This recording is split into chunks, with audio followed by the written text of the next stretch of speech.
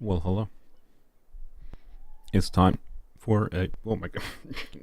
What is wrong with me lately? I swear every time I'm starting a stream, suddenly something happens in my throat and it's just like, no, you do not get to talk. Um, anyways, give me a second. We're gonna talk about, nothing, not nothing specific, but I figured we could talk about Ororon and Chasca a little bit, considering they should be officially revealed, like footage from Hoyoverse, that is, in a few hours. By a few hours, I mean like, actually, yeah, no, a few hours is appropriate. I think it's about 6 or 7 a.m. my time is when the live streams are, so we're talking, I mean, it's still a little bit more than a few hours, but that's about 18 hours from now, so anyways, hello. We are going to talk a little bit about those, and as far as I'm aware, this is just things I saw, information I received from various peoples, nothing directly attributed to leaks, but if it is leaks, oh well, it's simply, I will not be sharing anything with you because I don't want to. This is not a location for me sharing leaks or anything, but I will be talking about information that I have shared with me. So yeah, there you go. That's the line I draw, right? To not anger the Hoyoverse gods, I will be talking about things I have seen. No, and that is it, right? And I don't know what I have seen classifies as one thing or another. That is my defense. Anyways, leaks Chasca is playable. See, exactly. Technically, you could argue I have no way of knowing is the idea of Chasca being playable a leak or not, right? And you might say, well, of course she's playable. Hoyoverse drip marketed her. Sure. But she doesn't have to be. They could have just been like, here's marketing for a character.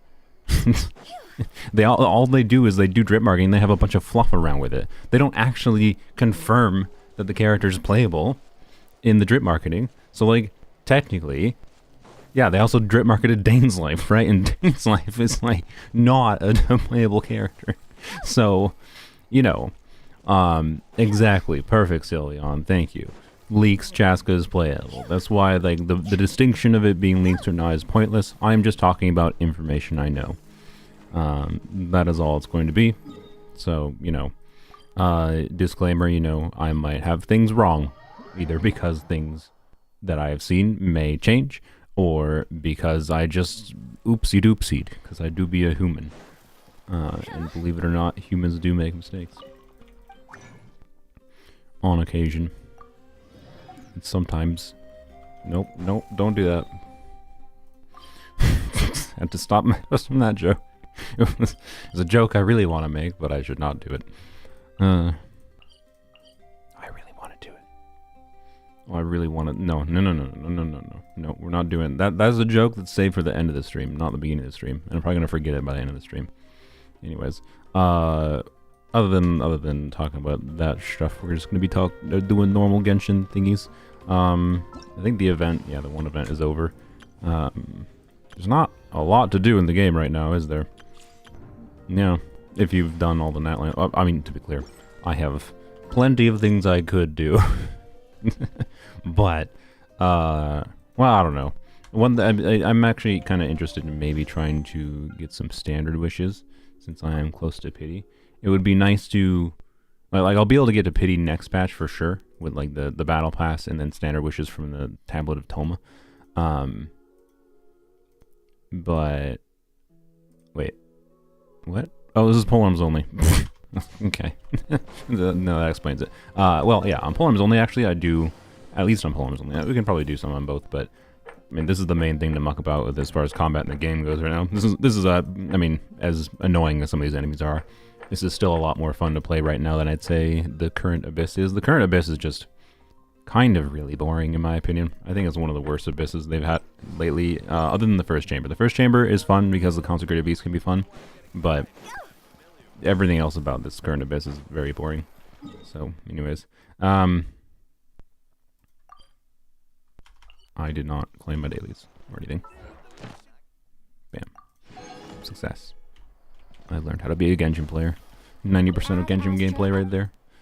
Thank you for the Abyss is way too easy right now. Yeah, I mean, like, there's challenges in the first chamber in particular, but I don't fundamentally disagree personally. Just wish to acknowledge that easy one for one person does not mean easy for another person on another account. Oh frick, you know what I should have done today? I forgot I need to do the stupid fishing stream for Farina's Pipe. But I'm gonna do a stream that's specifically formatted around that, so we're not doing that today, unless I change the thumbnail. I also forgot that we might actually do this today, but I might also have another stream about it. We might muck about. I have marked out a whole bunch of spots that, well, not on this account, on my main account. Basically, it's between Fontaine and, you know, the classic Liyue artifact run for the most part, to max out your daily artifacts you can get through just collecting the overworld artifacts from the little sparkles, right? Which there is a limit on in case you're not aware. But doing that for like a full week can get you, it's like not insignificant amount of time it takes to do that. But doing that for a full week can get you a not meaningless amount of artifact XP. Like if I had been doing that, say, you know, every other day, I logged in since starting playing the game, I would have a very significant excess of artifact XP is what I would describe it as. Like, I had the realization doing the numbers on it that MiHoYo probably intended, like, they probably balanced the rate of, like, artifact XP and crap you get from the domains relative to the fact that you can get artifact XP in the overworld. I think that's terrible design, because I don't think that many players want to spend the time every day to do those artifact runs. But I'll probably have some kind of video soon that's going to, like, talk about how MiHoYo probably designed the game this way, and if you have the time to do it, you should probably do it, right? And yes, and that is, and notably, exactly, yes, as you mentioned, like, it's what could actually make, it's the one thing that could actually make doing the XP extraction worthwhile, when you're, at least when you're not on an account like Poems Only that is highly invested to a point where I just have excess artifacts anyways. But yeah, it could just make it actually make sense to do this, because you could, if you do it for a long time over time, you will end up probably with an excess of artifact XP, because of the artifact XP you can get from Overworld. But it's like tedious, and so what I kind of want to mess with is figuring out, okay, like what is actually the most efficient route to do, right? And there's some weird like minor min-maxy things you can do that I learned that are interesting, that don't matter as much, to be clear. But anyways, let's go do what we've only been doing on Poems. That's the wrong spot. Let's go on Fontaine. Or on Poems Only. We won't be spending too much time here, I think. Have you watched Windaloose's recent video on Chasca? No. I don't watch his videos, sorry. I don't watch most Genshin creators' videos. Is there already a creator video out on... Wait. No, the creator server shouldn't be out until after they do this live stream. Creator server videos. That's weird. Anyways. How many leveled artifacts should an AR60 player have? I mean, AR60... Like, I've been AR60 on both of my accounts for a while. I would say... So it's more like AR60 and how often do you log in? And how many characters do you like leveling up versus... Because, like, the less characters you level up, the more artifacts you should have. On Polearms Only here, you can see I have a lot of excess artifacts that I don't need. But this account ends up spending a lot more resin on artifacts because there's a very finite amount of characters I need to level, right? Over time. So, like, a lot is what you probably will end up having by the time you get to AR60, is kind of my point. But probably not, like, as much as this. Like, you could very much be AR60 and have a very healthy account that has half of the amount of leveled artifacts as this account does. So, Also, I have Hu Tao here because I had a good... Oh, whatever. Whatever, we're clearing this domain with Hu Tao. We'll see how long it takes. Oh, she's just whatever. I didn't even change Hu Tao to the MH build for this team, which I should have done. Oh, of course.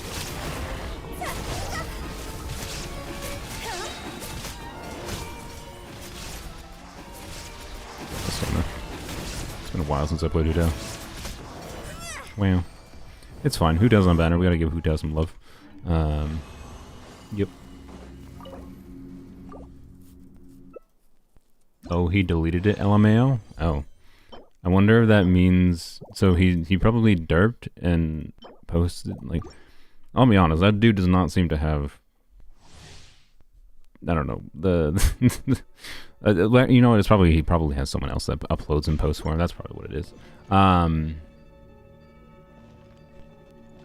I give you all of your... What do you mean? What does that mean? Like, luck doesn't exist. Luck doesn't exist, okay? Like that's a perception you should detach from. There are things that are more unlikely to happen, and there are things that are less unlikely to, or more likely to happen. That's what actually exists. But you know, what luck is a human label for like things that feel random. Hope that things go random in ways that favor you personally. That's what luck is. It's a perceptual thing about probabilistic events. And sometimes it's a label that gets thrown on things that are not very probabilistic and more deterministic. But so I don't know. What do you want me to give you? Good luck. Oh, good luck. That's all I can do. Because that's what all that luck actually is. Luck is well-wishing. So I wish you luck. There you go. That is all the luck I can give you. But it's all RNG.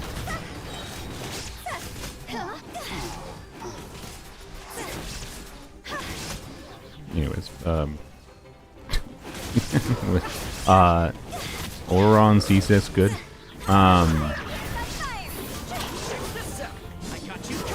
His C6 is kind of whatever, I think. His C2 looked like something that was probably worthwhile to go for originally. But we haven't gotten... yeah, I should probably start. By the way, I was letting people join in before we actually like meaningfully started talking about Chasca and Ororon. But I'm not going to talk about Chasca and Ororon that crazy in depth or anything.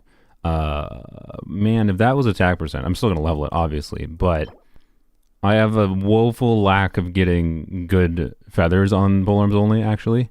So this is a very welcome surprise and could be important. Could be very important for this account. Well, not very important, but very important for this account to be able to get top 1 Arlecchino, which is what I've been wanting to do for a while. Could be an insane piece, but also, and I know this is like the insanity of like, I'm well aware of what I'm about to say. This is the insanity of why you don't chase top number one spot, right? My Arlecchino's already like number 12, I think is what she's fallen to. But I think that needed attack percent to be able to be actually worthwhile. I'm not kidding. So it was so close to perfect. Anyways, we'll level it either way. And if it rolls heavily, if it rolls very heavily into crit, obviously it's still potentially extremely good. Because it's just the raw crit value can take it to being amazing.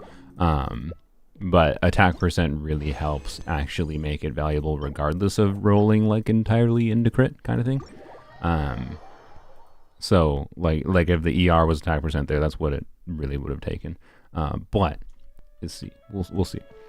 Is Skyward Pride better than Melusine weapon for Navia? Pride is better base attack, but Melusine gives attack from passive. From the calcs, I did with my Skyward Pride with like I think a refinement. I think I have R2 Pride on my main account. It was pretty similar, which is part of the reason I haven't like bothered farming for that weapon at all, or doing the Melusine quest for that weapon. So yeah, that's my end conclusion.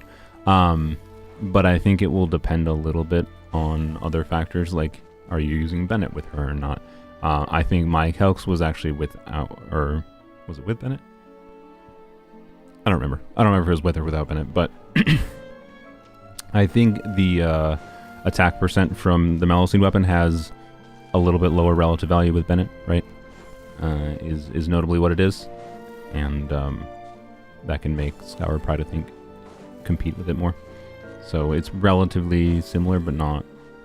One or the other might be different just based on minor differences that you have in your artifact stats, right? Is kind of what it comes down to, and what team you're using. Right, you know what we're gonna make the game be like, oh, you want this for Hu Tao, but this doesn't actually make sense for Hu Tao, so we're gonna make it roll perfectly. All right, so yeah, my Featherlock on, like, I've spent a ton of resin right in this domain. I have not had amazing feathers. Like, to be clear, this is quite good. This is also quite good. This is actually very good if the EM is relevant. But a little bit of like low roll values around all across the board, right? So this could be a pretty big deal for the account, I will say. Or a pretty big deal for Arlecchino. But yeah, it has to kind of roll almost entirely into crit. Or entirely into crit. Let's be hopeful. Let's be hopeful.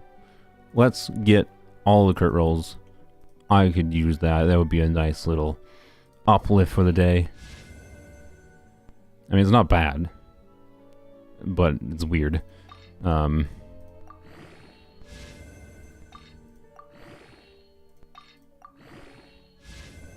Well, now it's useless. Not useless, to be clear. Useless for the purpose of what I wanted it for. Well, actually, okay. Correction. We should actually use that to take a look at the... Also, those roll values on crit rate were ass, I just realized. Because that was... God, come on. Man, I freaking... Having, played Zenless enough now and with its system... God, I really hate Genshin's RNG roll values. It's so awful that, like, when you're talking high investment things, the difference in an artifact being relevant or not is because you got a low roll or something. I'm pretty sure those were low rolls. The high rolls were EM, but that was 3 rolls into crit rate, right? And 2 rolls into EM. The EM rolls are good, but it was it started with 3.5 crit rate, 12.4 minus 3.5. Yeah, it's 8.9. That was I think that was that 3.1, a 3.1, and a 2.7.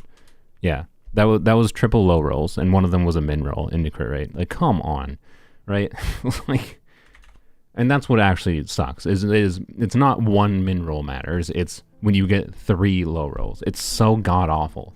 This is again why you don't chase number 1 spots, because those low rolls like probably took this from like, okay, this is an artifact that might get me like number 1 spot on a Vape Arlecchino leaderboard. Obviously, it's going to be not good for Overload Arlecchino, but for Ape Arlecchino, it could be amazing. And like, yeah, it still is good, and like on a gameplay level, it doesn't really affect anything. But that's exactly why it like shouldn't exist. Like these variable roll values, since they don't crazily affect the actual gameplay experience, they shouldn't exist. They just make things feel bad.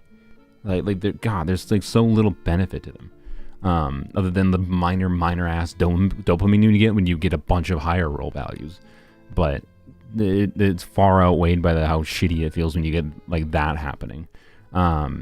Either way, point at 12.4 times 2 plus 7.8 is still a 33 crit value plus 3 high EM rolls. This is still a very high stat value piece. It is pretty much it's basically this. That's actually the interesting comparison, right? I'd say this looks a lot better than this, but it's actually very similar, right?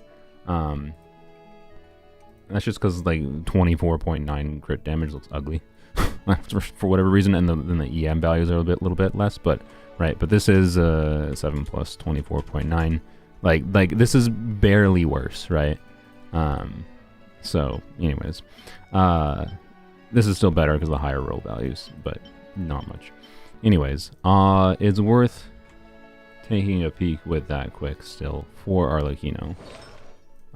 Because that could be an onset piece, right, for the Vaporized leaderboard.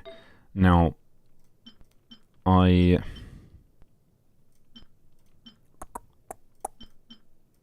think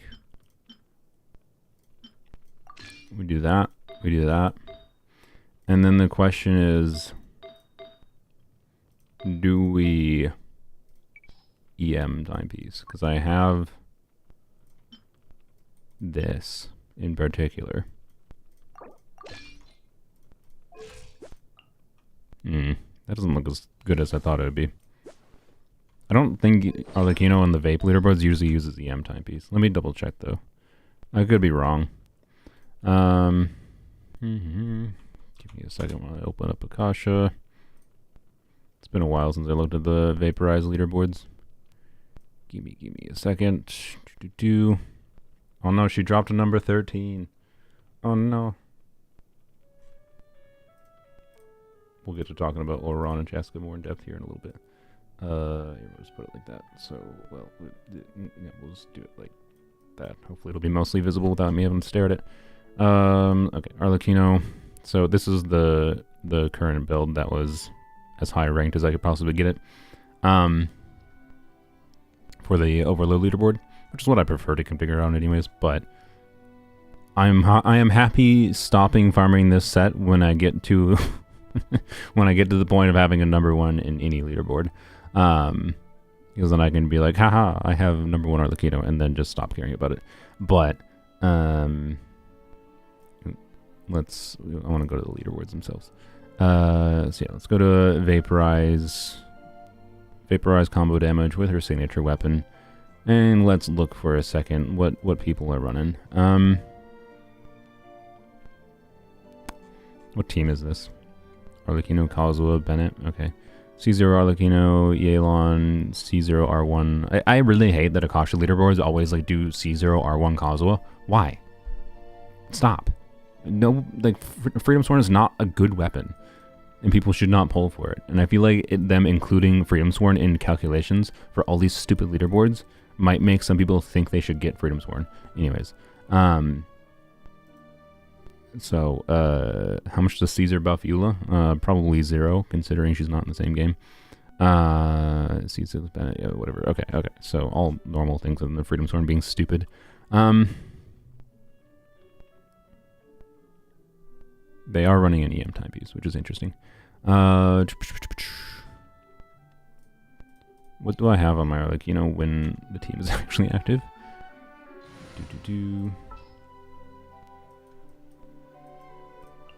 An instrument. 2000 attack and a lot more EM, but meaningfully lower crit. Well, not like crazily lower crit. Like compared to this number 1, right? I know I didn't show that. Oops. Just show so like right, 2074 attack, 291 EM, about close to 100% crit rate, which is a pretty significant difference maker, and quite a bit less crit damage though. So compared to this number 1 Vaporize Arlecchino build, how does that compare? I don't know. We'll see shortly here. But it's interesting at least that they are using an EM timepiece. But I think EM timepiece only makes sense if you have a lot of attack in substats.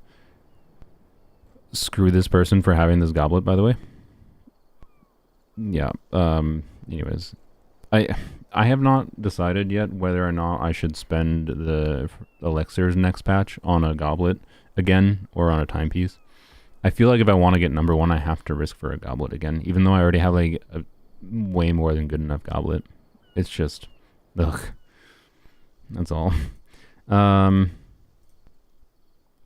Attack timepiece. It looks like most of them are probably using attack timepieces still. Also, by the way, having a 4 gladiator build that is number 3 is bonkers.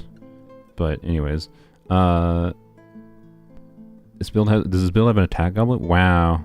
By the way, there's a good showing of attack goblet is good on our, like, Jesus. That's with Bennett. Attack goblet is number 6. So don't throw away your dang attack goblets, Jesus.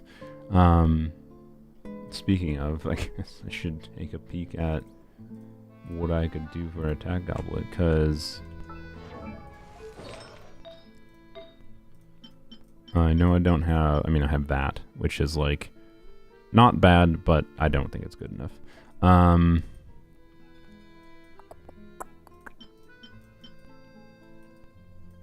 but I do have, where is it? Yeah, that. So that would of course force me to use a onset piece, which would either be this or, which I don't know, see what that looks like first. Sort of bang outside. It was not a gunshot, it's like a garage door shot. 2400 attack, 291 EM, a little bit over Captain Kurt rate. That's unfortunate. I think that's just worse than the previous build, probably. Probably.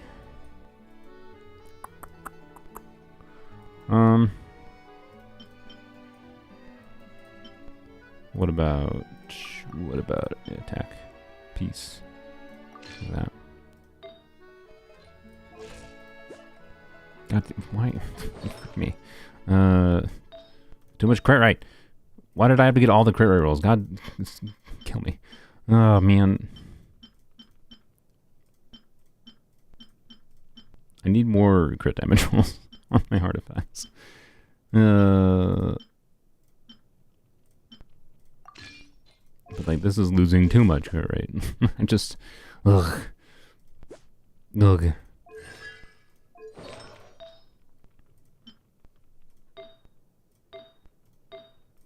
Like, the problem is, like, I already know that, like, I'm trying to use this new artifact because does this new artifact change anything, right?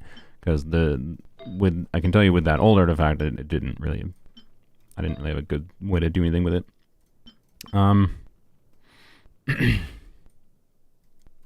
Let's filter by offset attack time pieces real quick.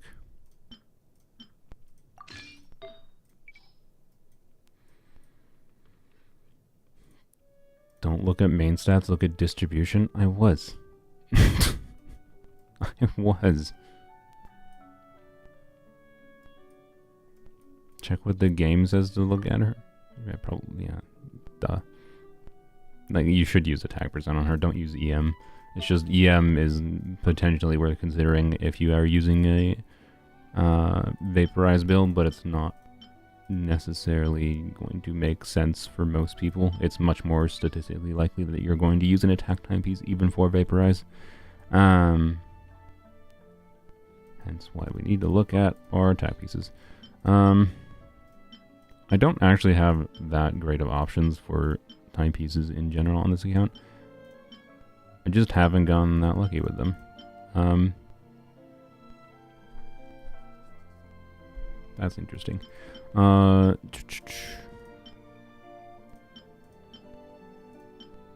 I have too many things that are skewed towards crit rate. Why? This is the most annoying problem to have too many crit rate rolls. Ugh. Okay, what? So this piece has quite high, well, So what I am like thinking, right, is, so this piece has a bit less, quite a bit higher roll value than this circlet, but being that I'm so heavy in crit rate rolls, right, maybe this is a circumstance of utilize the crit rate from this, you know, the crit rate from all my freaking pieces, including like this timepiece, and then I can switch to, well, first of all, look what we had at baseline. 2400 attack, 147 EM, 83 205, 109. It's like fine. I don't think it's crazy though. I guess this is a good baseline though to start from. By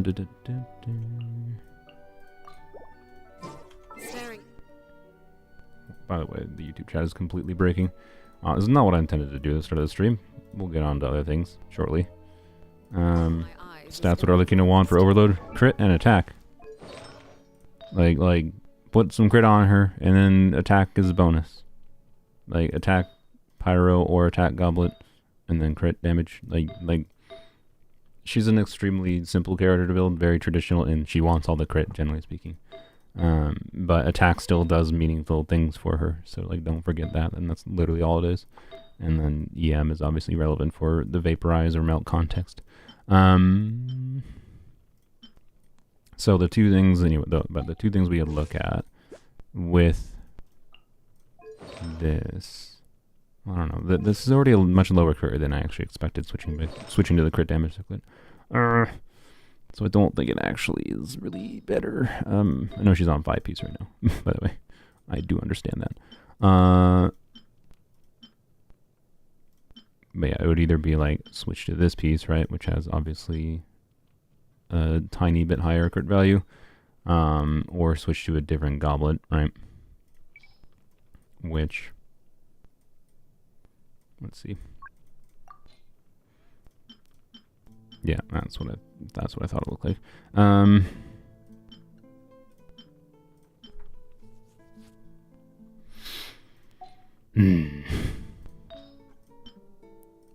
Well, first of all, I'll put her on that, because that will make her current ranking better. I'm wondering if it does make sense. What's 1, 2? Is this low? This must have been a 4-line, but it has some low rolls on the EM. So I think this was 5 rolls of EM, but a little bit low rolls and 2 rolls of crit damage. So this is 7 lines of value, right? Compared to something like this is 1, 2, 3, 4, 5, 6, 7 lines of value as well. So it should be fundamentally pretty similar to this. But it's possible this piece could be better in conjunction with the fact that I have so much crit rate in my other pieces, right? But notably, I don't know. If this was an onset piece, I would greatly consider it. It being an offset, I think, kind of hurts it a lot. And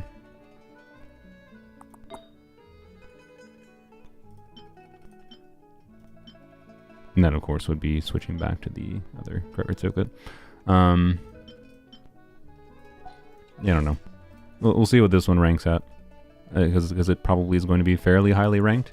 But I think it's going to be similar to what my like it should just be slightly better than what I had before when I was checking Vaporize Arlecchino leaderboards. I was like top 100 or something with Vaporize Arlecchino.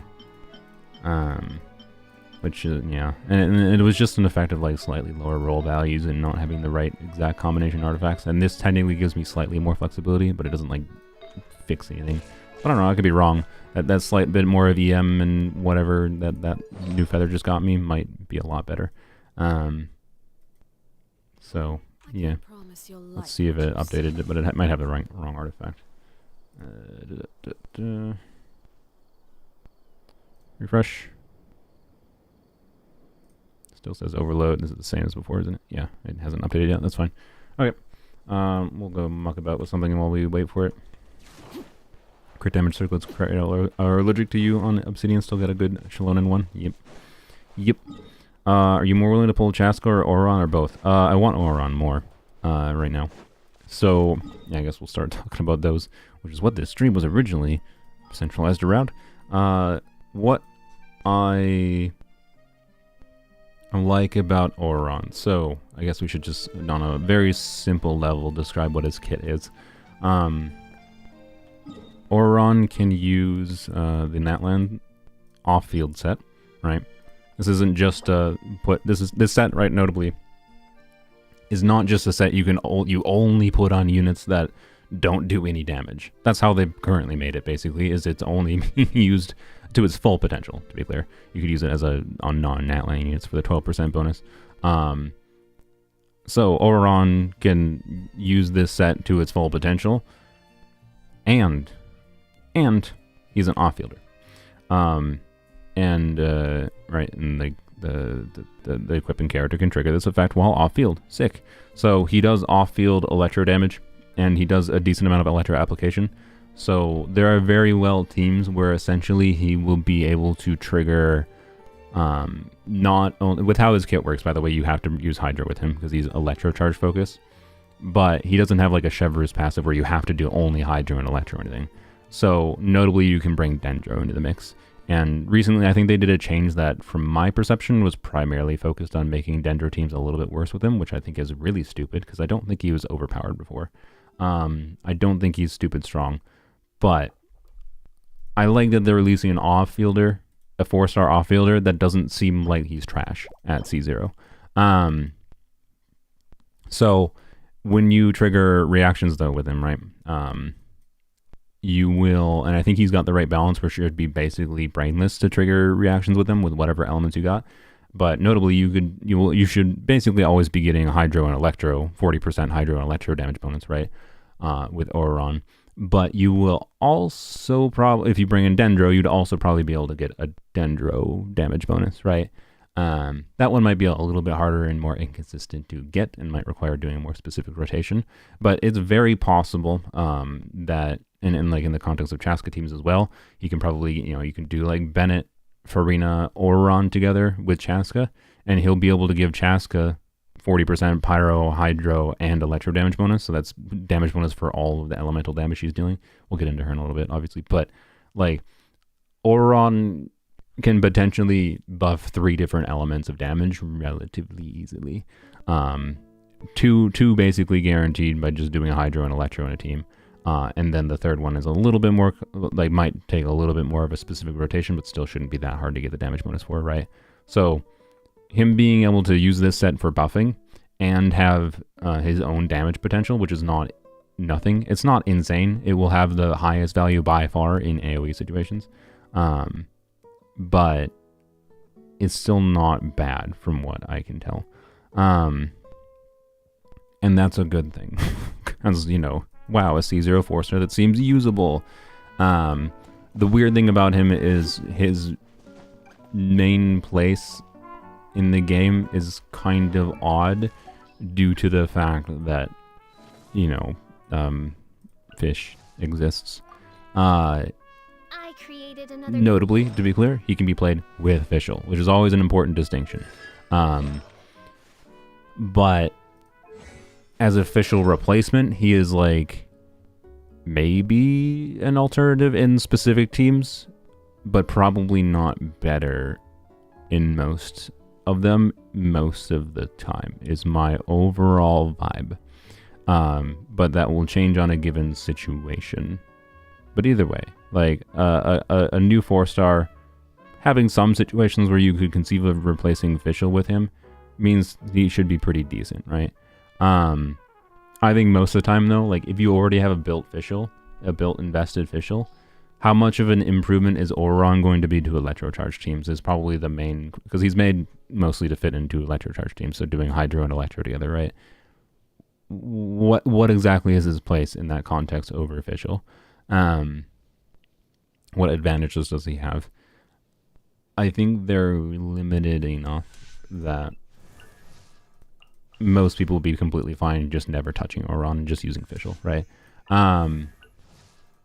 But he will have some place for the fact that he does buffing for other units on top of his application and damage. Fischl does not do, team-wide damage percent buffing. And that's like the kind of the confounding factor that makes the comparison weird, is how much does Ororon affect your other units' damage, right? And that's what I want to play around with the most. Ultimately, if his damage in enough teams gets close to how Fischl's damage performs in enough teams in enough situations, then he very well can be a very compelling choice if you also have other units in the team that are doing like talent-based damage that can take advantage of that damage bonus. So, yeah, that's my overall take on Ororon. Potentially, it's very possible I end up, putting a bunch of resources into him on my main account, and then he just ends up being like someone I never use because Fischl's crazy. Fischl's stupid, right? Like Fischl's already amazing for Electrocharge. So it's weird. Him versus Yai. I mean, yeah, and fundamentally, by the way, that is actually him versus Yai is Yai is going to have a lot, like I shouldn't say a lot more, but I'm pretty sure Yai's raw damage multipliers are going to be meaningfully higher. And Yai is going to deal way more damage, particularly in the aggravate context, right? Ororon was not made to get insane aggravates, but it's possible. You can get pretty good aggravates on him. Either the more important thing is like less him versus the Yai, in my opinion, and more just, hey, more off-field damage dealers, more off-field electro damage dealers, is a good thing, right? Him being another off-field electro damage dealer does reduce the need for Yai. But, well, I mean, there was already not really that high of a need for Yai. Yai is just someone that's, like, been very versatile and useful in a lot of contexts, but because of, Fischl existing and the other things in the game, you never really need it, right? And that's perfectly fine in my opinion. That's a state we should, generally speaking, want characters to be in, where they can be very useful in a lot of situations, but aren't ever needed. Yes, he is Circle Impact. So he's Circle Impact, but in some situations he will mitigate that, and some of it, to be clear, one of his important abilities, his passive, is not Circle Impact. So depending on, as long as you're not relying on just him to do his, as long as you're not relying on his burst to like trigger his passive a lot, which actually I have to double check. Does his passive say other units have to trigger Electro Charge, or does it say for him to gain Night Soul points? We're not getting into that. This is getting into the nuances of how his kit specifically works, but basically it's just do Hydro and Electro, and he gets Night Soul points. And then his passive will consume some Night Soul points and has a limit for how often it can trigger, doing AoE Electro damage to nearby opponents, at most 4 opponents. No, yeah, it's just when nearby opponents take Electro Charge reaction damage, yeah. So, that is to say, you gain. That's right. So okay. So yeah, the trigger effect is opponents taking Electro Charge damage triggers his passive. But the first part of his passive is gaining. You have to gain Night Soul points, and you gain Night Soul points from other party members who are Hydro or Electro, dealing damage. So you need to. Right, you need to have Hydro, or you need to have some other units in the team that are dealing Hydro or Electro damage, right? Like, say, Official, like, say, a Farina, to be able to gain Night Soul points on him is what that means. And then, when you have Electro Charge happening, which can be his own Electro Charges that get triggered from his application, then it triggers his passive. So there's 2 components to it, but it's basically just have Hydro damage going, have Electro going, and you will trigger his passive. And get more AoE damage out. So the question is, right, how many opponents are you against? Because like officials a little bit weaker in AoE. Now, but like that downside is really mitigated in Electro Charge context, because she poops so much Electro on enemies, and then you use, like a Sucrose to swirl it around. And Electro Charge is getting buffed again, notably, next patch. I actually might have a video talking about the buffs tomorrow, because they officially announced those buffs now, by the way, in the developer discussion post. It was in a little footnote in the freaking developer discussion. It might not even be getting mentioned in the stream tomorrow, or to get passingly mentioned is probably what that means. So in my opinion, the biggest change they made to the game in a while, and the thing I care about the most, was a minor footnote. Okay, so anyways, as far as Ororon goes, what was the original point I was trying to make? Oh yeah, so his off-field damage potential, right, is dependent on doing Hydro and Electro together, and you need some other Hydro or Electro unit doing damage, and that could be on-field damage. But probably his teams are generally going to probably be double. Shush. I feel like his teams are generally probably going to be like double Electro with a Hydro unit, or he's solo Electro with Farina. Lady. Do you ever not do this idle? There you go. What is Electro Charging scaling off of? It's a transformative reaction. It's the same as like Hyper Bloom Overload, where it does its own instance of damage. So it's based on the character level and their EM. So yeah. Oftentimes Anemo units are used to swirl elements around in Electro Charge teams, and they're the ones whose EM is used to trigger the reactions. So yeah. Anyways, I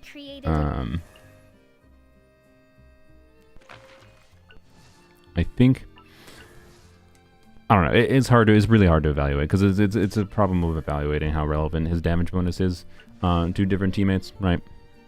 created Oh my god, another official. Leaderboard. So he's going to have decently high team versatility just by nature of, depending on how many options you have for Hydra units, I guess, is probably the #1 conclusion. If Ororon was added to polearms only, where I only have Candace, Ororon's utility would be really pretty limited, right? And being that there still is like the problem in the game of like the only 4-star Hydras are Candace, Xingqiu, and Barbara. Depending on how many Hydra units you have, like 5-star Hydras you have, it might limit Ororon's utility, is what I would say. That's kind of like probably the biggest question for any individual account. He has less team versatility than official, is notably what I would say, and that's I think probably the end conclusion on him. But he should be usable. As far as his constellations go, Ororon C1, I believe is, yeah, it's just a minor, okay.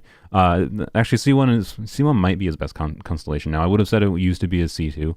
But C1 makes his skill bounce. It basically is like a siege. I don't know how fast it goes, but it's like a siege ween or like Baiju, where it, like you send his skill out and it hits an enemy, and then if there's a different enemy, it'll go target the next enemy, and it'll target the next enemy. Her C1 makes it so it does that an additional 2 times, so 5 versus 3 times, I believe.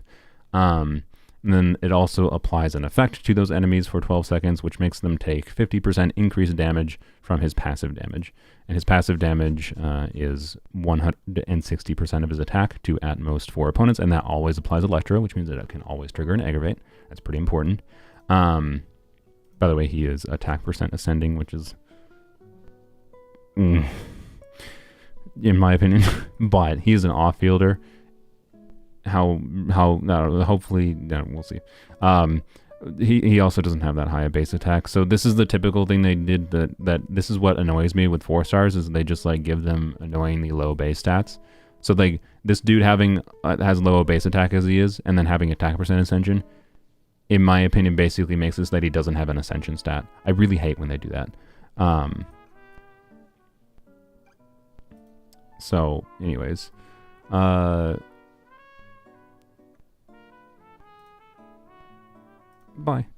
I was already contemplating that before.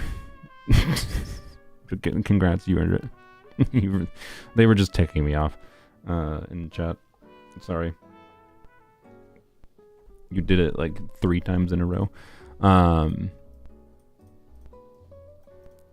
So anyways, what was I saying? Oh yeah, so his C1, the 50% increased damage from his passive, it's well actually, is it, if the phrasing 50% increased damage, I don't know for sure if that is, like, is it functionally making the multiplier be 50% higher, which would be, it is a 240% multiplier instead of 160%, or is it 50% damage bonus?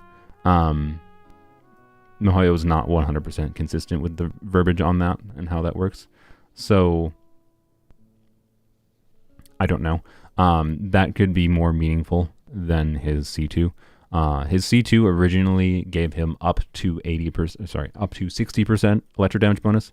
That has changed. It is now up to 32%. It is 4 stacks of 8% damage bonus, and it requires enemies being hit by his burst, or I believe his skill. Oh no, I lied. No, it's just by his burst. Okay, that's unfortunate. Yeah, so his burst, basically using his burst after his burst hits enemies, will give some electro damage bonus.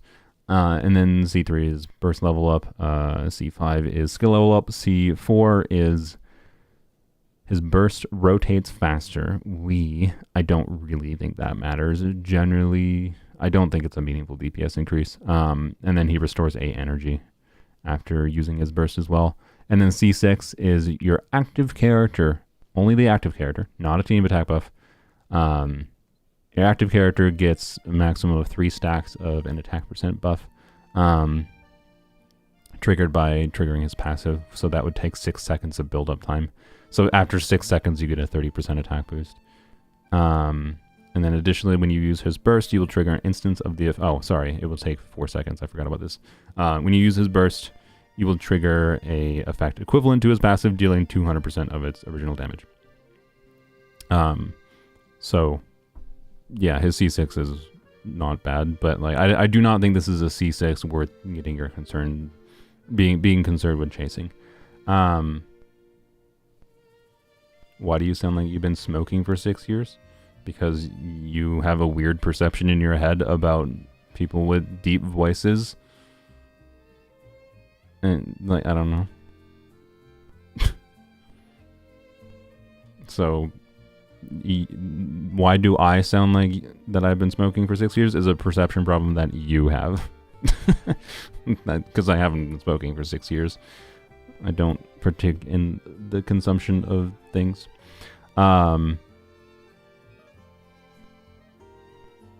So anyways, if you want a phonetic analysis, we can do a phonetic analysis on how my voice, the reason it probably sounds like that to you is because my voice is a little bit more nasally sounding. But anyways, what was I saying? Oh yeah, his C6 is whatever. A 30% attack buff is not nothing.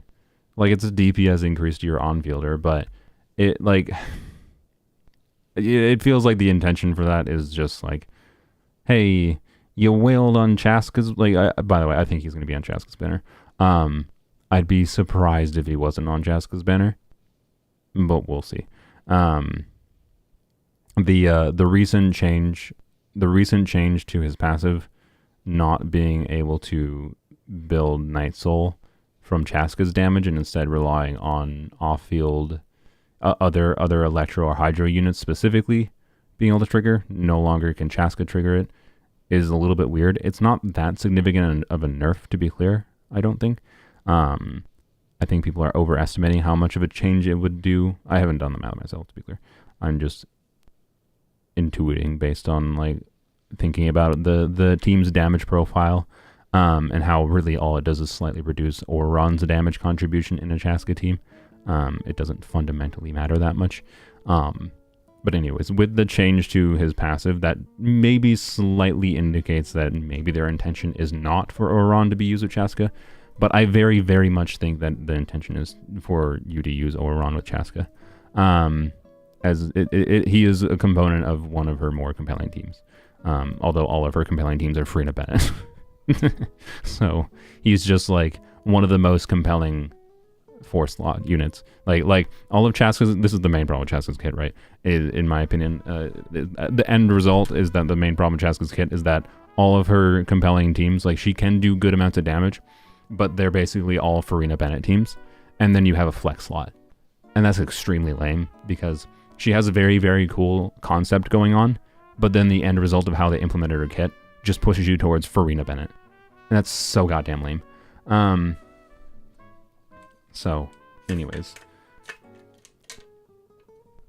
What's his problem is that if he keeps on, if you're gonna be an asshole constantly saying I sound like a smoker, you're just gonna get banned. Just fuck off.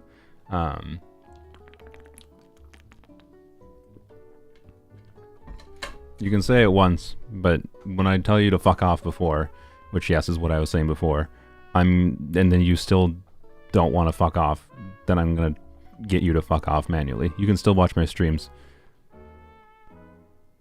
But, like, yeah. Also, no, I have a degree. And, yeah, yes, I am saying the way you are talking is not welcome. You are welcome to watch, but the way you are talking is the way assholes talk. So, yeah.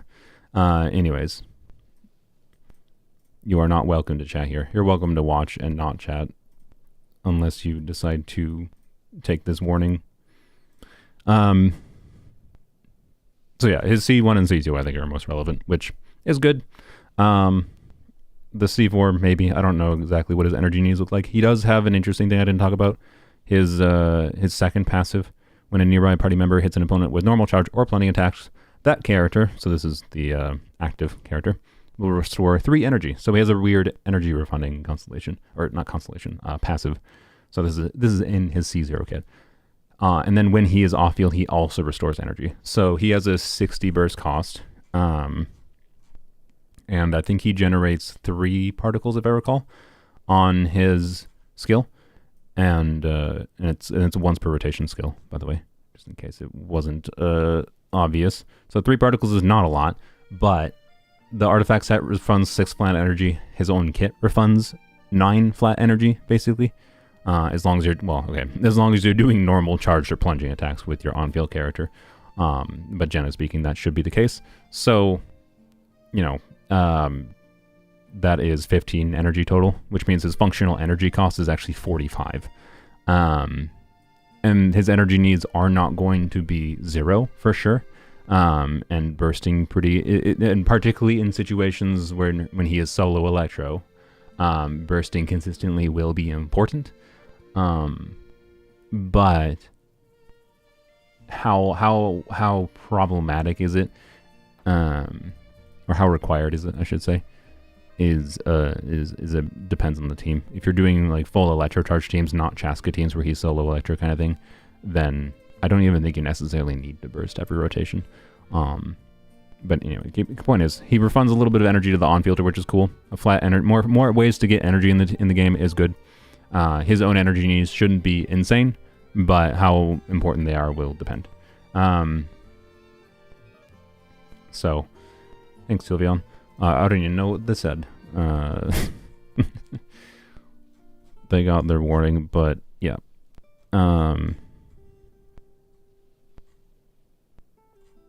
Anyways, what was the energy refunding passive is good. I think he's probably a very functional C0 character. I would like to get C2 personally on him, because like that feels like C2 feels like what he's right now was balanced around for his full damage potential. And like quite frankly, C2 feels like one of those things where it's like, okay, he probably should have just had electro damage bonus ascension passive rather than them giving him a low base attack and attack percent passive and whatever, right? It's relatively unimportant to the other things he does. Ultimately, he does decent application. He does off-field damage. There's a need for more good, compelling options for off-fielders in the game. His teams are, teams that will want Hydra off-fielders in particular, and the issue of there not being, many accessible options for Hydra that aren't St. Cho for a decent amount of Hydra application at least. I don't know, Candace. Well, no, never mind. If he wasn't a bow unit, Candace would have been kind of interesting with him, I think. Candace can still be potentially interesting with him, like doing Candace, Ororon, Official, and then whatever on-fielder that's doing normal attacks, so you get extra Hydra application out of them. I don't know. Maybe there's something weird you could do. So, yeah.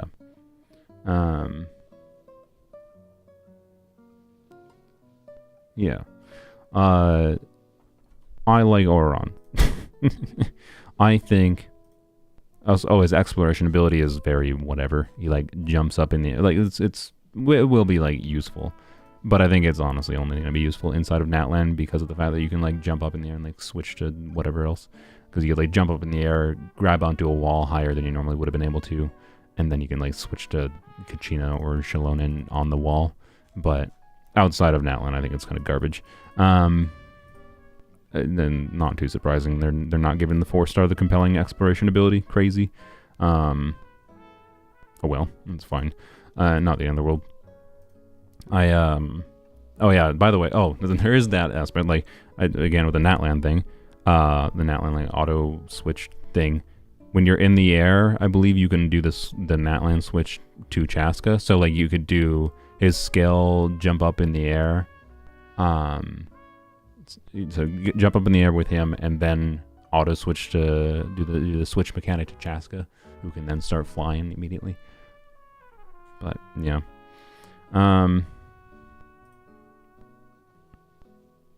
Masters of the Nightwind exploration ability seems very meh in general. Yep, it's a wow. You can jump up in the air and glide 2 meters farther ability. That's literally what it is.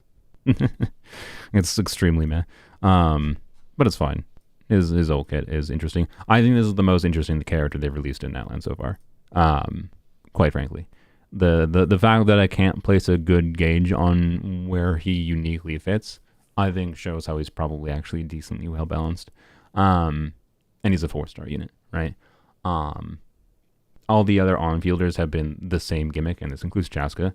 Shalonen is cool, but I said before how Shalonen like is mostly just Kazuha, but a slightly different variant of Kazuha, right?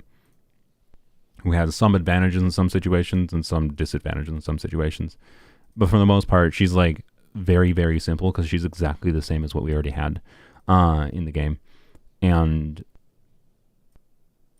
that's, yeah, that's like, and then all the on-fillers are press skill, build up stacks of something, and then press button to get big damage. That's like literally it's the exact same design they've done for every single one of them so far. Thoughts on Ayaka Shilonen? It is sad that Ayaka Shilonen Kazuha is like the main way to make Ayaka not feel trash right now. That's my feeling on it. So yeah, anyways, like Shilonen could have been much more interesting, I feel, by just changing minor things about her kit. I've talked about this before, I don't need to talk about it again. And the on-feelers are all the same freaking kit with different gimmicks. And the gimmick of Chasca, by the way, we should talk about Chasca, is instead of, you know, a typical Animo DPS, like she's an Animo bow unit, but instead of being an Animo bow unit that's doing Animo damage, what she does is she has a passive that's like, how many Pyro, Hydro, Cryo, Electro, no, I covered everything. How many Hydro, Pyro, Electro, Cryo units do you have in the team? Okay, you have 3 of them, and 3 different ones specifically. Oh, you have 3 different, so you have a Hydro, Pyro, and a Cryo unit. Then Chasca basically jumps up in the air, and after looking at enemies for a couple seconds, you press a button, and bang, you do a bunch of elemental bullet shots that do Hydro, Pyro, and Cryo damage, right? The elements of whatever your party members were. And that's it. That's the whole, you do that 4 times. That's the whole kit. And then her burst does the same thing in a slightly different way. And like to be clear, there's interesting nuance to the fact that this is a character that does different elements of damage at the same time.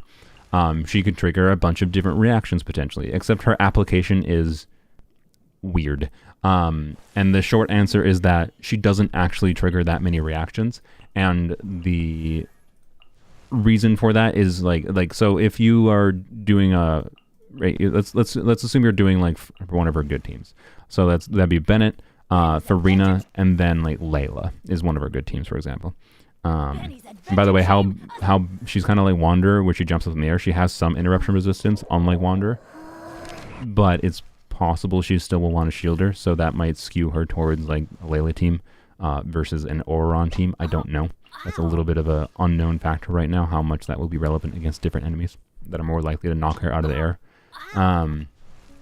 But Layla is potentially very, very compelling with her. But it's still Farina, Bennett, and then the flex slot.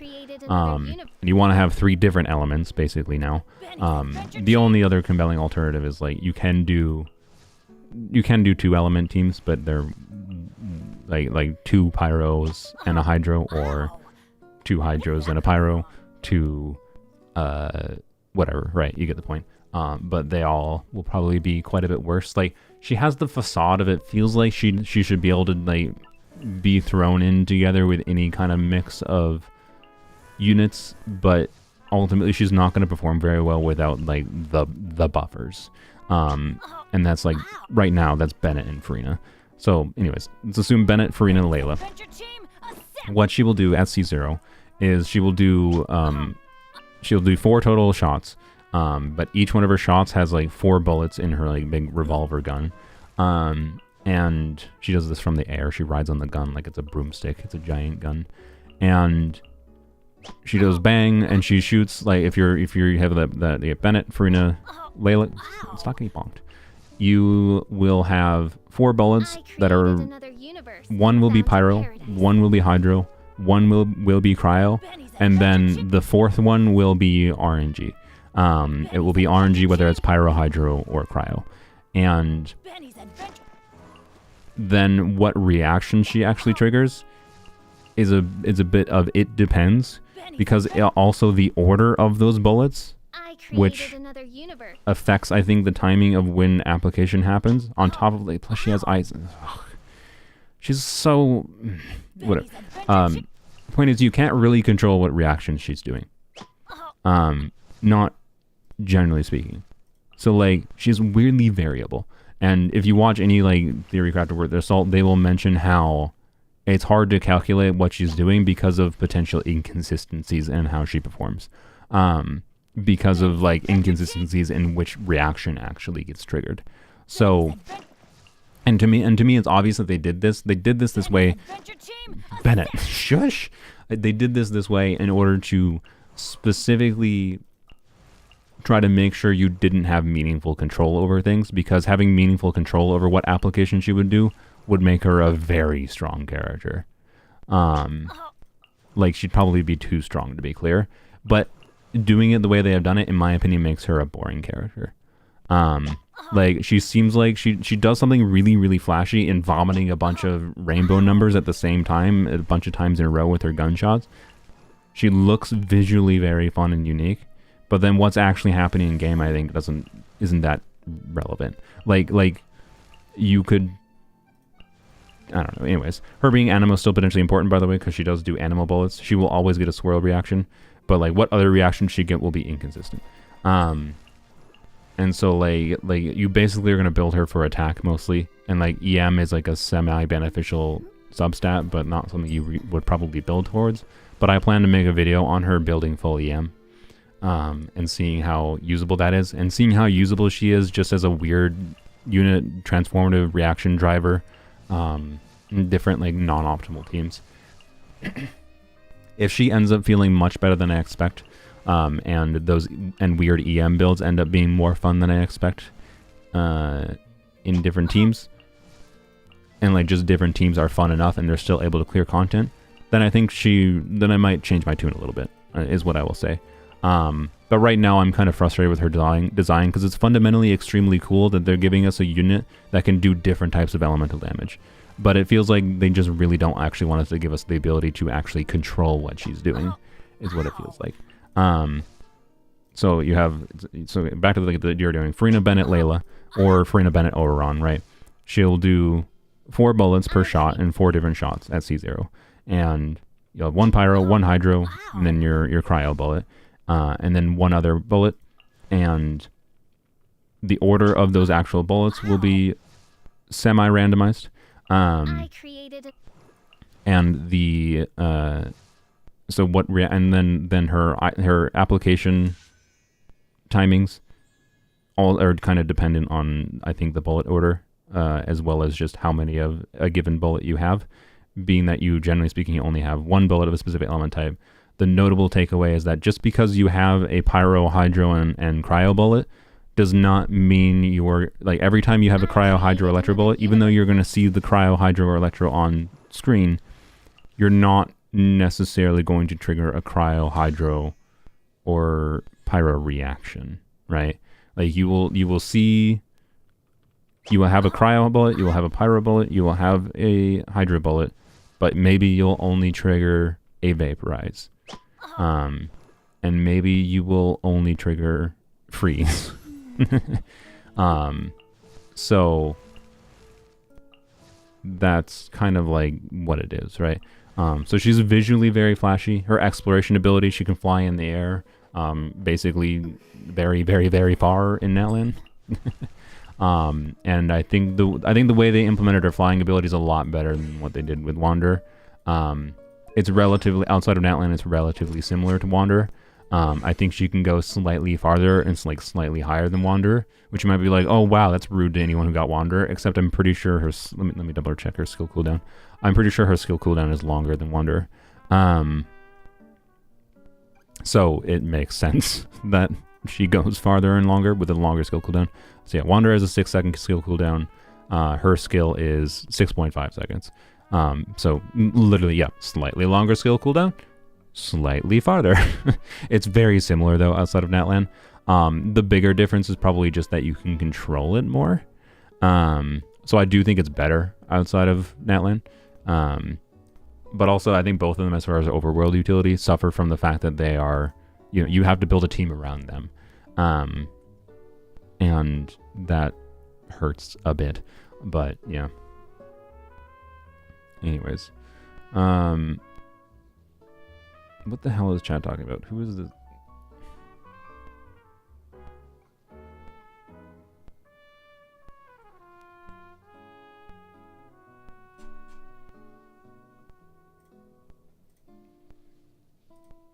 Okay, this person feels like this is the same person that I banned a little bit ago, or that Sylveon banned technically. Here you go. Timeout. I don't know what you're doing. They seem like they're trying to have a conversation about nonsense that has nothing to do with anything. So I'm timing them out. I'm sorry. I would like my chat to not be completely like, I don't know. I didn't ban them because that may be an L take on my part. But it felt like to me they might have been. You got banned, that was my friend? Oh. Well, okay, you should have conversations with yourselves, not in my live chat. Please, if that was your friend. And they didn't get banned. They got timed out. A ban is not a timeout. A timeout is not a ban. So, anyways, they were not banned. They were timed out for a few minutes. Not even a day. But yes, if you wanted to have a conversation with your own friend, go DM each other, please. Like, that person came in here from nowhere and started talking about nothing related to Genshin or what was going on my stream and was just talking with you. So I'm sorry, but that was kind of annoying me. It's a 30-minute timeout. They can come back. But yeah, DM to yourselves. But yeah, I don't know why chat's been so weird today. That's why I thought they might have been I thought it might have been a different account from the person that I banned before. My bad. I would have maybe given them only a 10-minute timeout instead. But they got a 30-minute timeout. I don't think I can change that easily. Anyways, can scroll over codex be better due to her kit? That is a good question, actually. And one interesting aspect, I think it depends on the weapon weapon options you have, because I should go on my main account. Now that I think about it. Oh, by the way, we gotta check Akasha. If you have, she ascends with crit rate, and the artifact set gives crit rate, right? So if you have the crit rate weapons available in bows, which is very possible, there's a number of relevant crit rate bows, and there's interesting stuff, very interesting things I think that could be done with Tignari's weapon potentially.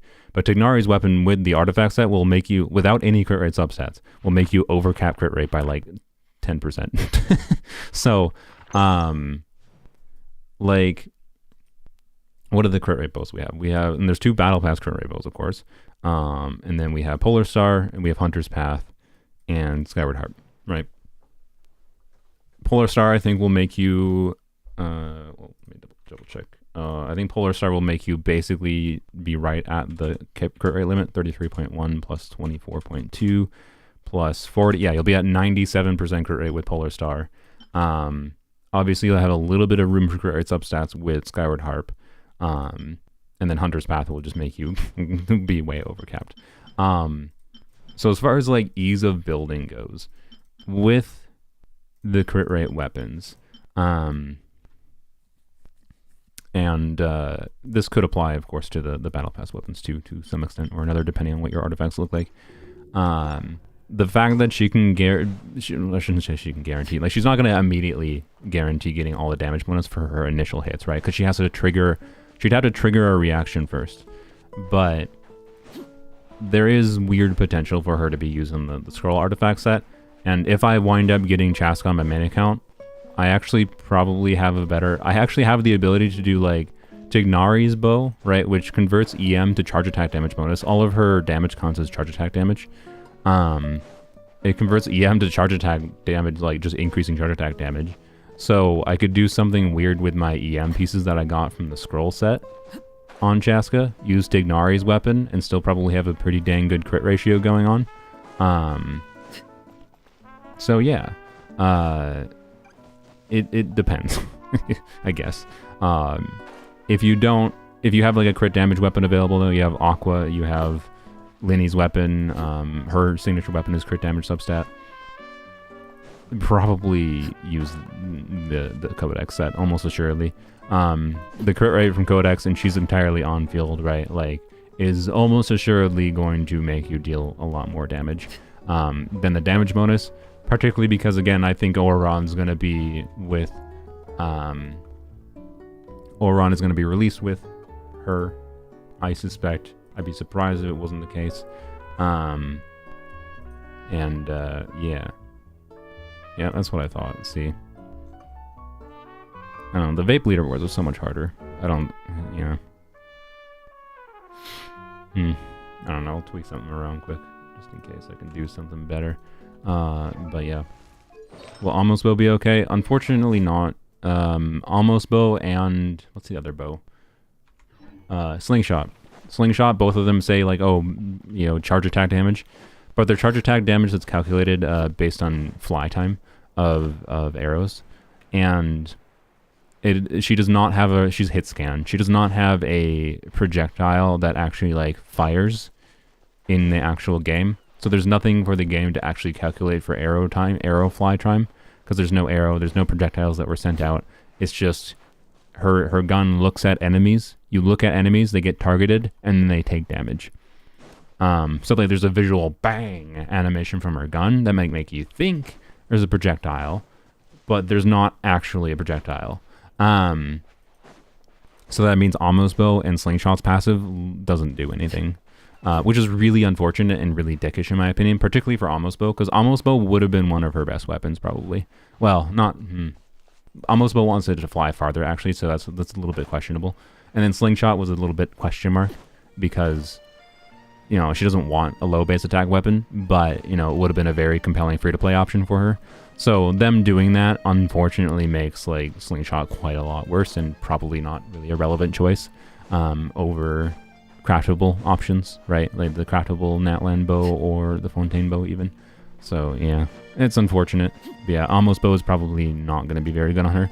Well, okay, the just being a high base attack and having a bunch of attack percent might make it decent. As an option for her in conjunction with the Codex set, being that, you know, the set is giving you, she ascends with crit rate, the set gives you a bunch of crit rate. It's not as important to have a bunch of crit substats. Like, just the raw stats, the base stats of Almost Bow might be fine, right? But the passive, the charge attack bonus passive won't do anything. So, yep. Excited for Granny, any thoughts? We'll see what St. Lola's kit looks like, I don't know. I talked to streams ago about what different ideas I had for what they could do for cryo.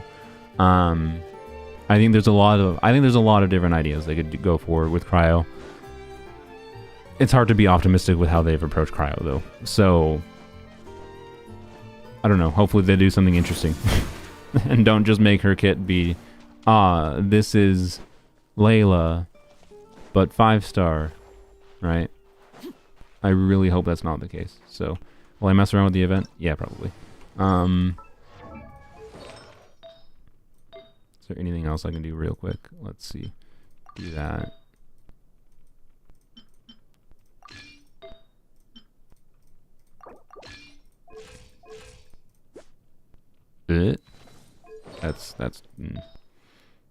That seems not ideal. How about switch back to this?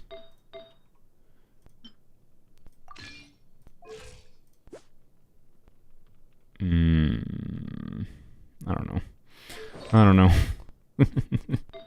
That's weird. I don't know. I don't know if I don't think I have a good way. Like, I could also do this. Just, yeah. I don't know. We'll see where this one ranks at, because we got 2400 attack, 100 EM, 100 crit rate, 193 crit damage. This is probably better for the vaporized leaderboards. We'll see. Yeah, let's do a couple doing this event. So I haven't done. I don't want to do anything actually. Okay, so I just brute forced this butthole with Arlecchino because it was not very fun. If they ever put this in Abyss, it'll be interesting. If they put it in Abyss, you know, we'll see what it's like. And and again, my approach to Abyss is currently in Poems only is to, you know, yeah, I'll go and have fun with Arlecchino, but because she's stupid strong, especially with constellations. I try to clear an Abyss. I try to clear Abyss because without Arlecchino at all is, I think, the best showing I can do on this account to show that, you know, hey, she's not needed. I don't think I would have been able... let's see what we can do with Kachina. Let's do, like, Sino, Emily, Toma, and then throw in Kachina in the last slot. and see if Kachina can do this. You got Yanagi? No, I did not. I lost the 50-50 to Rina. And that really I lost the 50-50 to Caesar. I lost the 50-50 to Bernice. I lost the 50-50 to Yanagi. All to Rina. and technically I think there were 2 earlies in there, but like the earlies were literally at like 65 to 70 pity. So they were like technically early, but like come on game, they weren't really early. Like they saved me at most a 10 pull. I've gotten 3 Rinas, and it makes me extremely annoyed. That kind of RNG is awful. There is no capturing radiant system in Zenless. I have not won a single 50-50 for any new character. Like for any character, I was like, oh, I want that character. I have not won a 50-50 in Zenless. I've had weird luck in Zenless in other ways. Like earlies on the standard banner, I've gotten a strangely high number of. Earlies on weapon banner, 2 copies of Bernice weapon, cool, thanks game. In 30 pulls when trying to get Kaboom the Cannon. Ugh, whatever. I just need to put an ER timepiece on you, I think, because we're not using Raiden. That'll be fine. Yeah, that'll be fine. Alright. Let's go. I don't know how this is gonna go. So, yeah. Chasca and Ororon. I think they're both pretty cool characters. That's I think all I got. I maybe should have ground pounded. Would ground pounding have been better on her? Oh, she can fully. Oh, okay, that's interesting. So Kachina can fully deal with this. Like, I think that's the idea they're going with this boss. By the way, is that we gave Kachina for free, and Kachina can technically make it so that you can deal with this butthole. I don't think that was a good idea.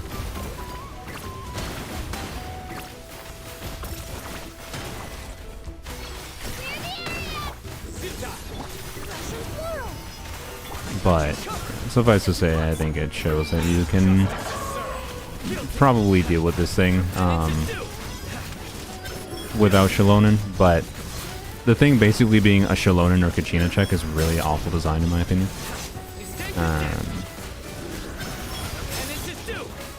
Like, yeah, I don't know. Ganyu Burst can destroy those pillars, really? So yeah, there's more. what that just says is there's more other weird arson niche ways of dealing with the thing. Am I even gonna beat this? Is the question. It's gonna be kind of close. To be clear, I haven't used food buffs, but I also have constellation buffs. So. Oh, you already. That was stupid. Nope, whatever. Oh, why did they go over there? Oh my god. Man.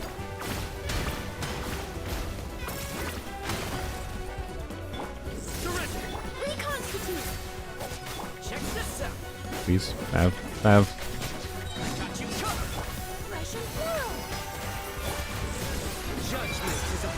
Alright. Ororon will also be able to reach? Oh yeah, that's true. But either way, a boss made around a very specific subset of characters is not cool. And I feel like all the alternative ways to deal with it were very much like just accidental. Like I didn't even beat this. Right? I didn't even beat this with this team. I actually think it's the worst design boss in the game. It's not particularly fun to fight. It's not engaging to fight. I wish to emphasize, yes, my Sino could have been a little bit powered up there. I'm pretty sure I can clear with Sino, right? I'm pretty sure I can clear with C2 Sino and a C2 Emily with signature weapon, with builds that are very good. I can food buff.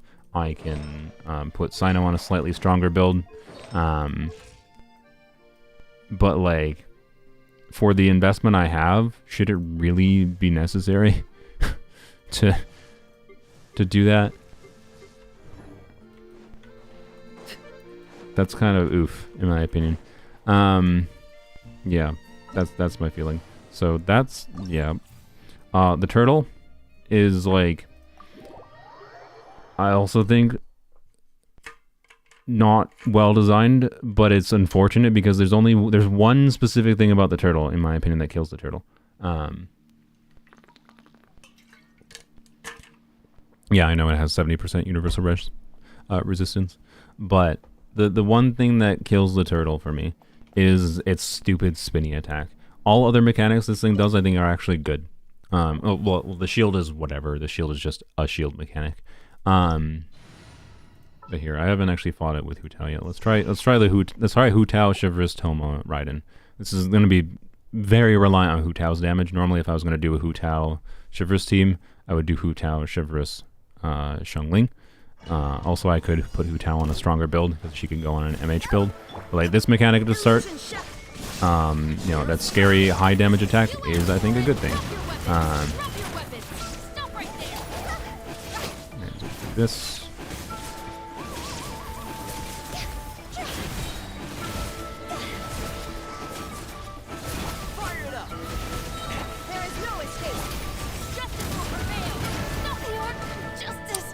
Really? Okay. Didn't realize I was going to take damage there. I think we can do this. Right. It's not that hard of a thing to deal with. So I think it's a heck of a lot better design than the other dude. And all of its moves, I think, are enjoyable. Like, you can actually, like, think about, okay, how do I work around dodging its ground pound ability and, like, the lightning it calls down. There's pretty accessible ways to deal with the electro shield. No, I thought that would get rid of it. But... Yep.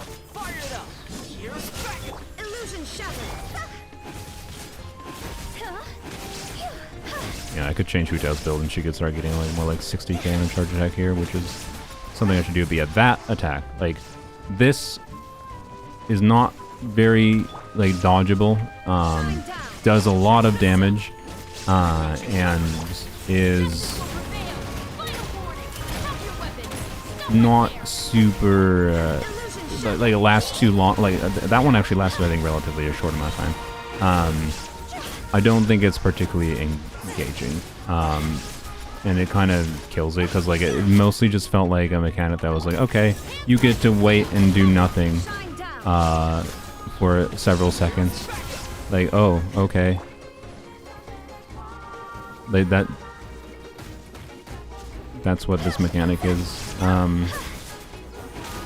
I don't know. I can't say I'm a biggest fan of it.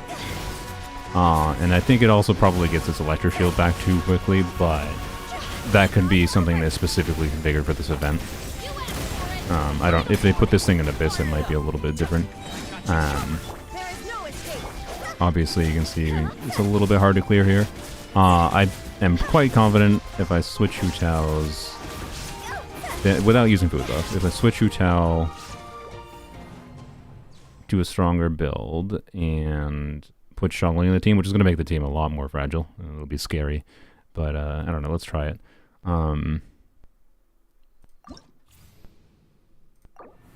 This is one I do want to try to do without... I've only beaten it with Arlecchino before, so I want to try beating it without. It should be actually fun, I think. Like, I think this is a fun enemy if you have the right things going on, but I can also see why a lot of people would be very frustrated by it, and I find the spin move unfun, but it is not the worst enemy in the game, that's for sure. That belongs to the other boss. It's just, I feel like they just made minor mistakes with this thing as its design. So let's... Since he's Electro, would Dendro work well? I mean, yeah. But I don't have a lot of Dendro application in this account. I could try... I don't know, what do I even try? I could try Emily, Hu Tao together kind of thing. Is an option. But let's just try an MH build on Hu Tao first. I don't remember what feather or flower I used before. I know I used this. And I don't know what reset that. Oh, I think I used an off piece, yeah. Because I have an onset goblet, and then I think I used a crit rate circlet. Probably that one. Yeah, probably. Oh man, this one could have been so much better. Look at this circlet.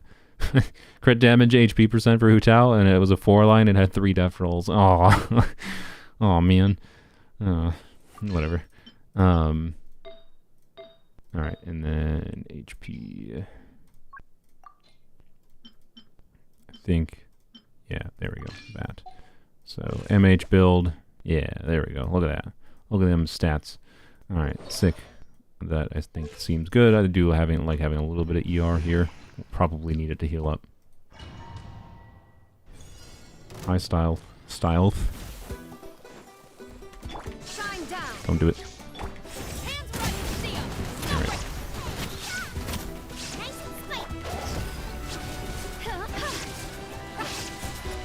God, I'm so bad.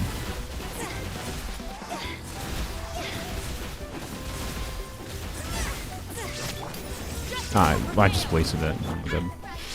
I don't know why I didn't bother. Whatever.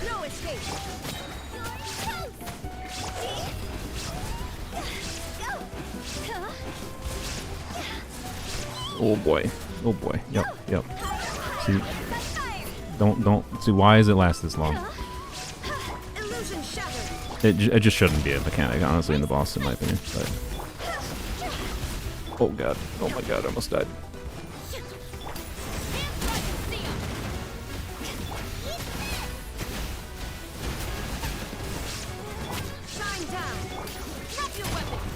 Some energy to you. Alright, there we go.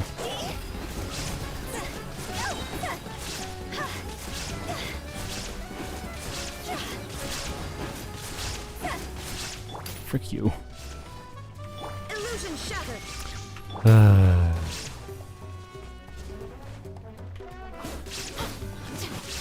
I just wasted that again. Good job, me. I thought I was on strong wings. Whoops.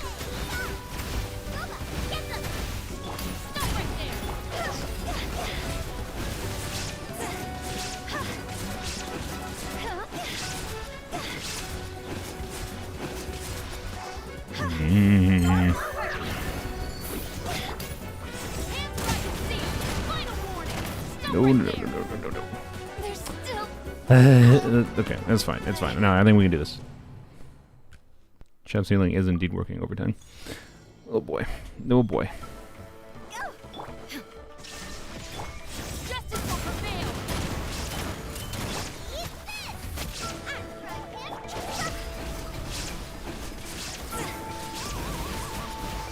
Oop, I'm doing well.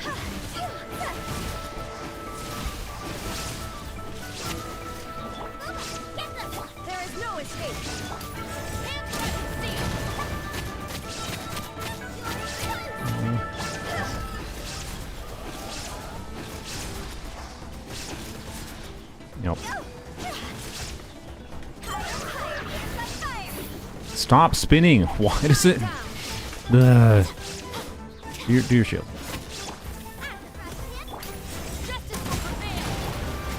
Goes on Shilling. Bam, bam. Push this. This. I'm gonna wait for Globa.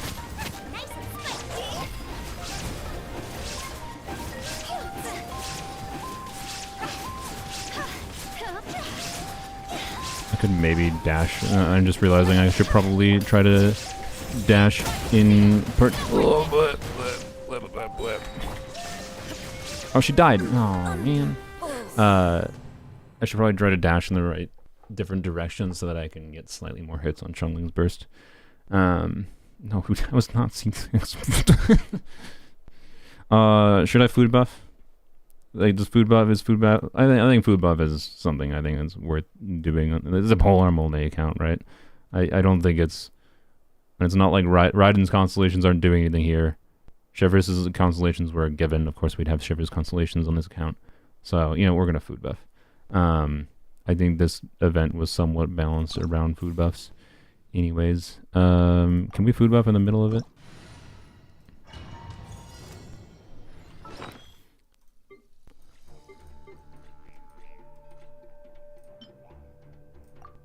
Yes, good. And we'll just do the crit buff. Yeah. Wait. Okay, the problem. No, we already have, I think, like near enough max crit rate, and this will max crit rate. I think the crit damage makes more sense. I did this wrong, by the way. I just started. Get that. Yeah, whoop, whatever. You know, I'm gonna wait this time. Yeah.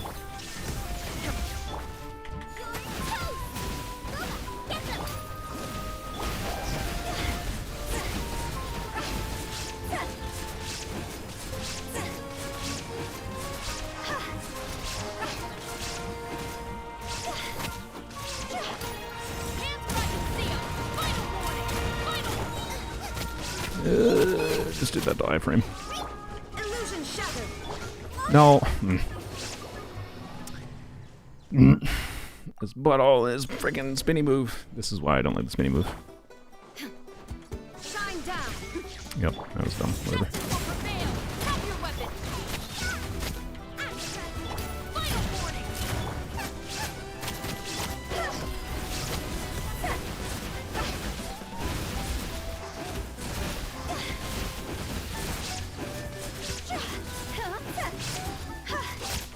There is no escape. Nice and spicy.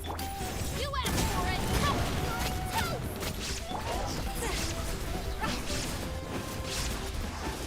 Oh my god, bro. By the way, it's worth mentioning that Chasca's not really going to have a meaningful advantage for the purpose of like shield breaking or whatever. Yo, yo.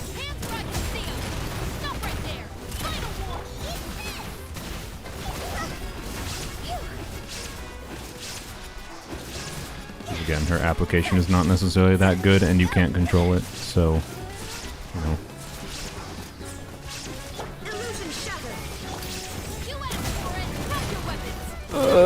God dang it. This freaking spinny move. That purple ball that chunked half his HP. I think the purple ball is actually one of the better mechanics they had here. Because you can avoid it, just like that, right? You know.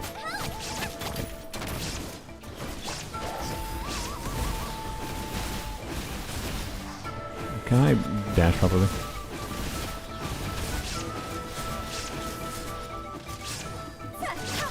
Illusion shattered. Come on, there we go. Needed the meter to pop up. There is no escape. Use this maybe to get the meter up and everything. An iframe. Oh, you freaking killed Changli! Yeah, maybe use Raiden's burst to iframe it a little bit for the spinny attack. Cause like God, I hate the spinny attack. It's the only thing that makes this boss so much more unfun to fight. God. Butthole. Shine down.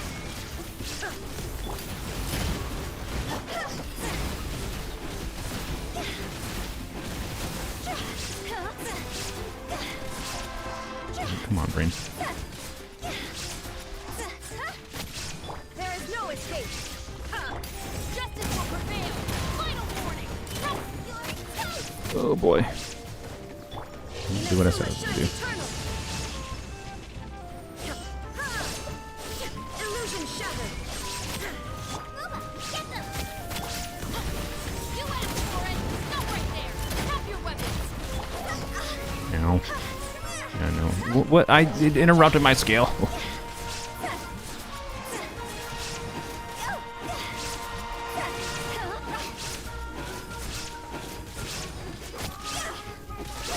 There is no escape.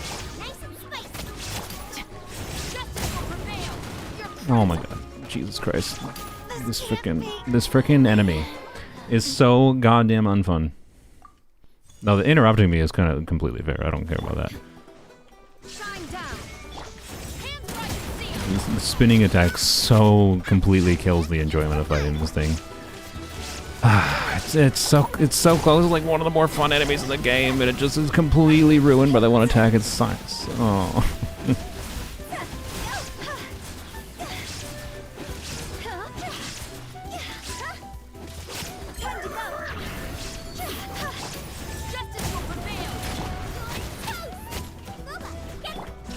Oh. Like, cool. Drop your weapons. Nice and spicy. You asked for it. I did that a little bit wrong, but oh well. Sure, we'll probably take care of it. ER situation is going to be a little bit goofy, but oh well.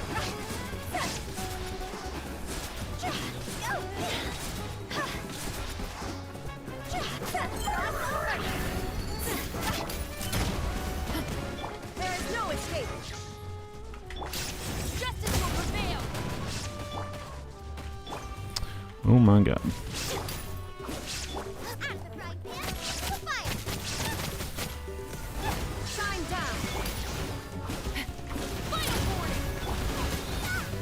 I think this one has gone the wrong way.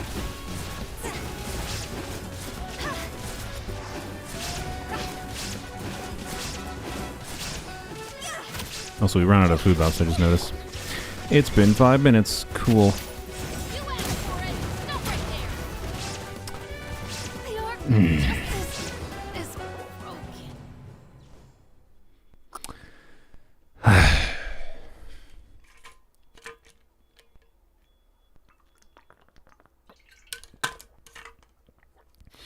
Yeah, I think the shield is fine. Just get rid of the frickin' spin, and it's actually a fun enemy. Like, how does Mahoyo make these mistakes in Genshin? I don't get it. Like, and the spin is like something they're just like, oh, let's give this spin to the enemy with the jank hitbox too. The stupid boss they put in Abyss. And this thing is just a worse variant of that.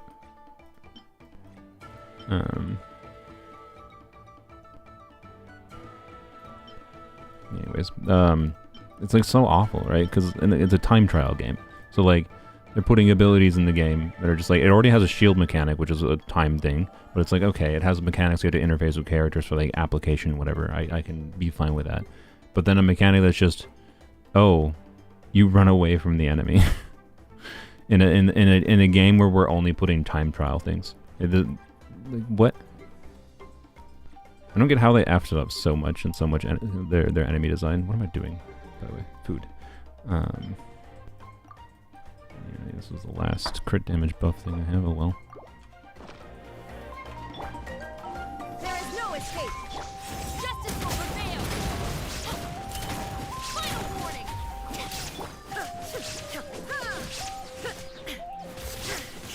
Shine down. Nice and spicy. No, meant to switch. Oh my god! That did so much damage to it down. I did not have her heal going because I had activated his skill too long ago. Alright, let's do that. Oh my god. Why am I forgot that he was going to do the spin for some reason. Oh, this enemy is just the most fun in the game.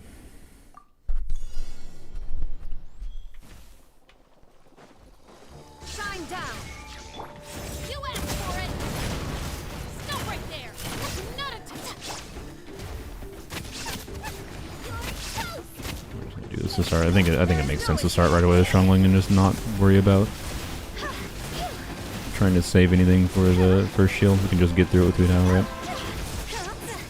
I think that is the better strategy.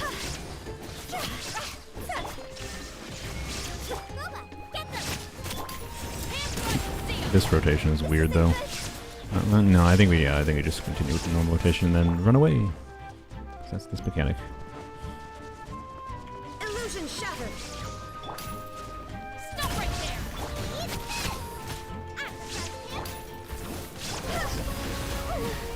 Aww.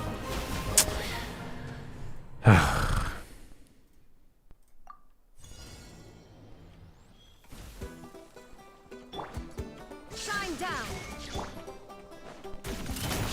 Nice and spicy. I didn't catch the particles. Good job, me.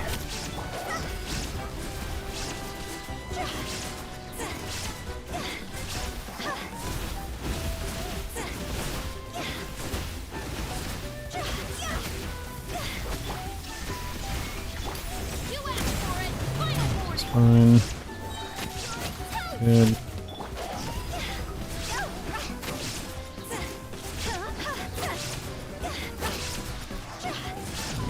I really need to manage my stamina better. Yep. Yep. Illusion shattered. No. Oh, good lord. Yeah, do your shield, asshole. Justice will prevail. Stop right there. There is no I'll escape. go on a ride just so she can actually tank a hit.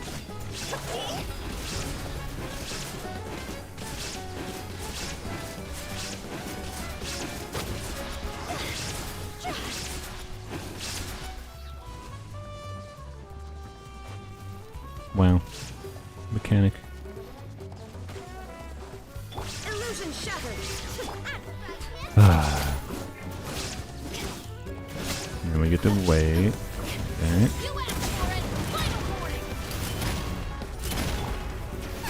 Oh my god, I didn't get energy back. I didn't think I would have to funnel there, and I definitely should have funneled there. Well.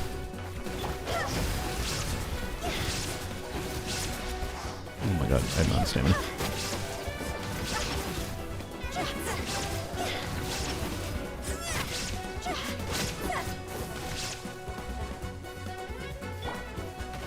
Oh my god, no. Why did I not switch to Shivers?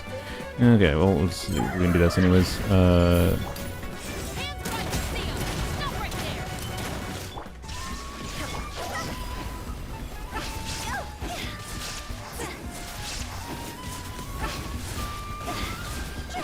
my god, letting Shuangling die there screwed me.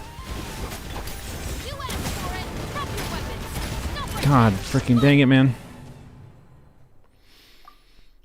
Minor mistakes.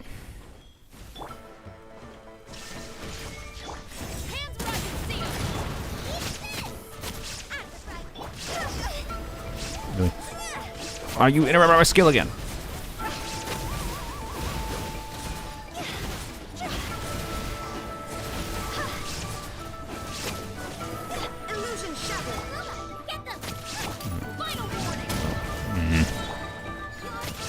Just didn't line up well. Well, just don't Shivers first there.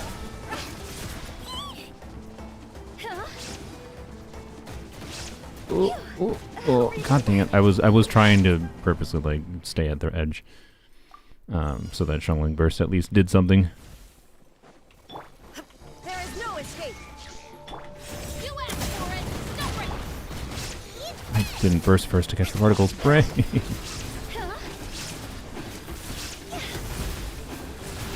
I'm out of food buffs again. Oh.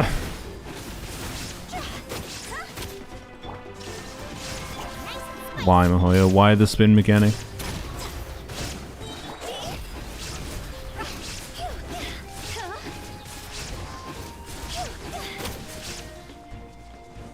You know what, hit me again. God dang it. Frick, this enemy.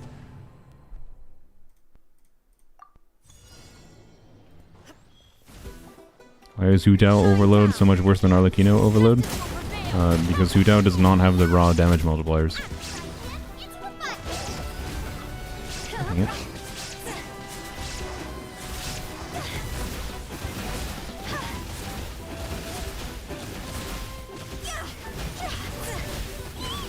Please, why?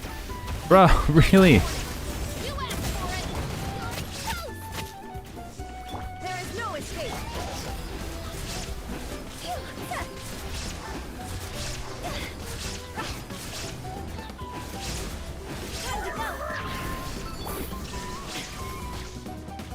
Oh my god, stop. I love that my switch is getting interrupted in that too.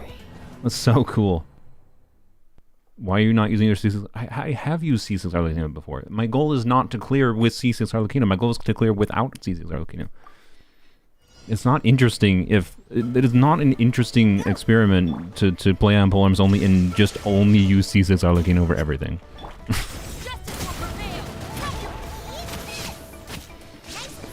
Oh boy. But this boss is just designed in such a cringe way. Why? Like, why the spin attack? Also, I like how it did a spin attack the first time this time. Let's just go get food again. Let's just go get a food buff again.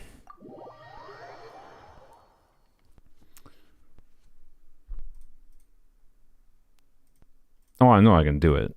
It's just annoying.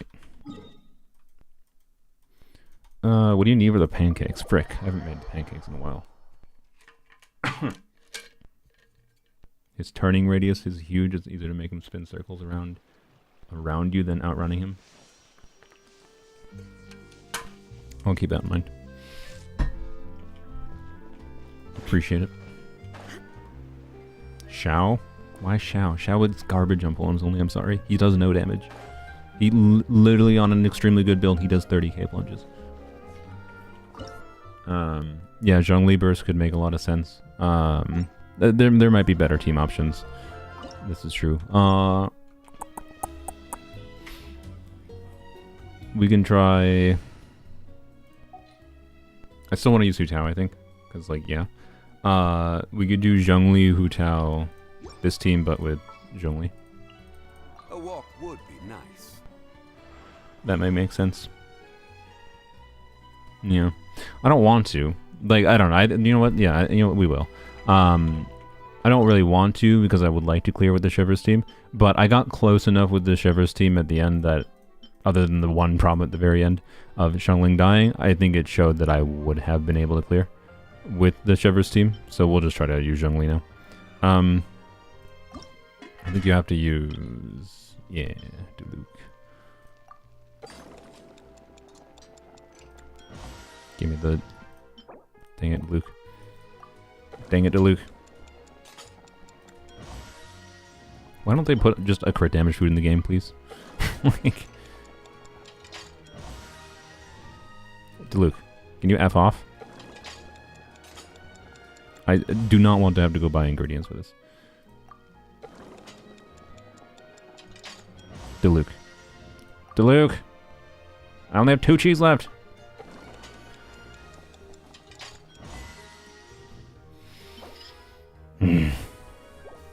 Diluc.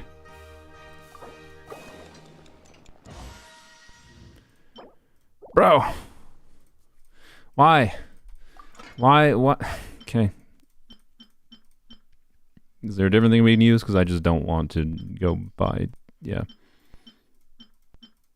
Because frick you, Diluc. Buy his skin and then he'll do it? Yeah, surely. Surely. There's another one, right? That does crit damage, isn't there? Maybe there's another one that does crit damage that I already have.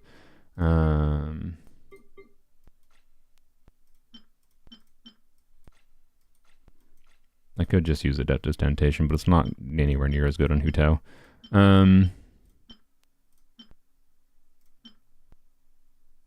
Wait, what? Oh, he did give me. Oh, he did give me one. Thank you, Diluc. All right, I didn't even notice because it looks too similar. My bad. I didn't even notice. All right, thank you, Diluc. You get me one. Surely I only need one, right? Well, good enough. All right, let's go. Chi-Chi has crit damage food. Interesting. What is it called? So what am I doing? Maybe it's one you already had? No, I'm like 80% sure I used the last one. It's because you had Raiden as the active character? What? What are you talking about? I switched it to Luke. You don't have to have the active character in your freaking party. You just hit the stupid window in the top right. Yeah, let's just go. Party setup. Emily will help slightly with the shield. And then we'll see if Zhongli's shield can tank. But he'll also be able to freeze at least. You were joking. Ah, I see. I thought you were being serious. This'll brighten up the place. I have Arlecchino active. Brain.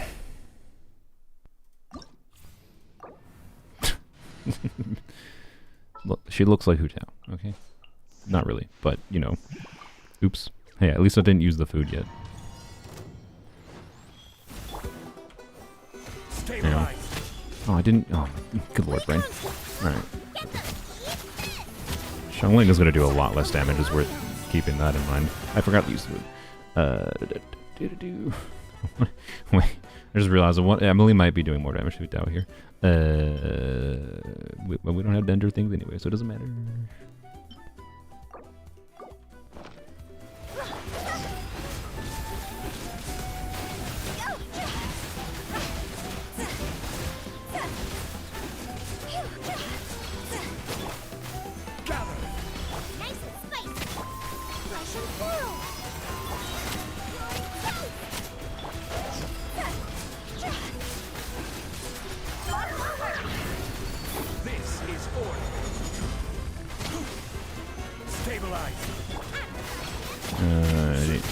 I didn't realize he was still in spinning mode.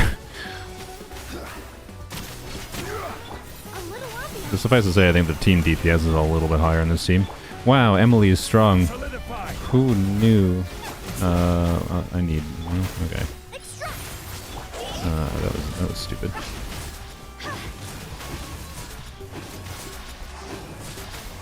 I'm gonna do this. I'd say that was silly to do, but oh, Xianglei's dead. Oh well.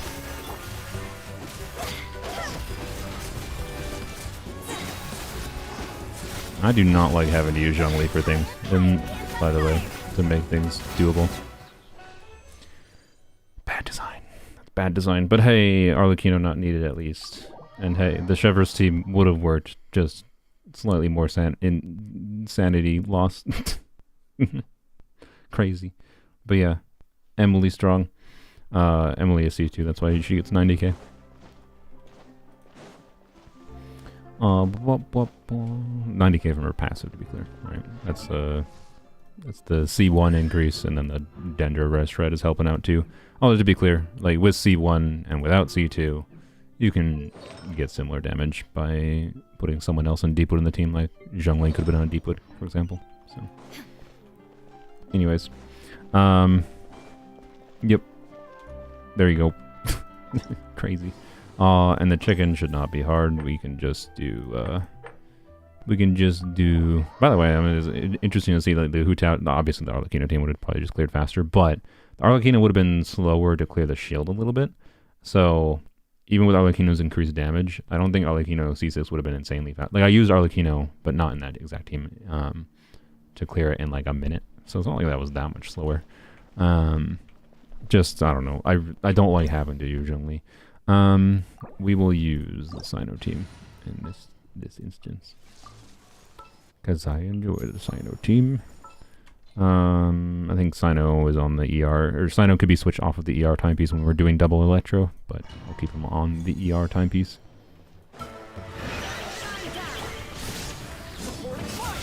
This'll brighten up the place. Prob Brawler, you clearly didn't listen to why I timed you out, because you guys were having a conversation, and I thought you were trying to distract from anything else going on. If you want to have a private conversation with your friend, go have a private conversation with your friend. You just have immediately come back and you're asking why I timed out you, when I already told you why you got timed out before. Because you came into my stream, seemingly not to come into my stream, but to go and have a conversation with your friend.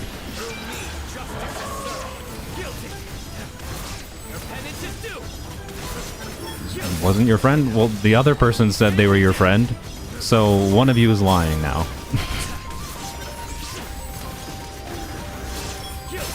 Also, this chicken is obviously Dendra resistant, so I'd say this team isn't quite as ideal here. There is no escape.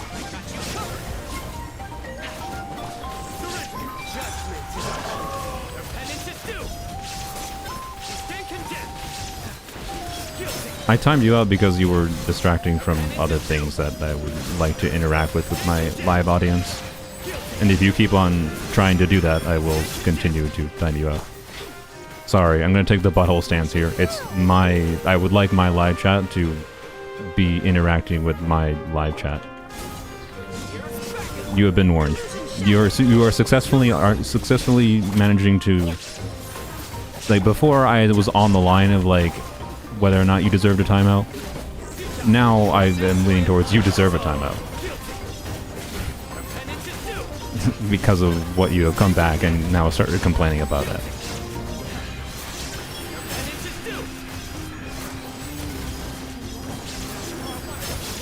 I'm not saying people can't have conversations that aren't entirely related to the stream, by the way, but I've had to deal with a whole bunch of buttholes lately, coming into the stream and trying to, you know, be buttholes, and you gave me that vibe. That's what happened.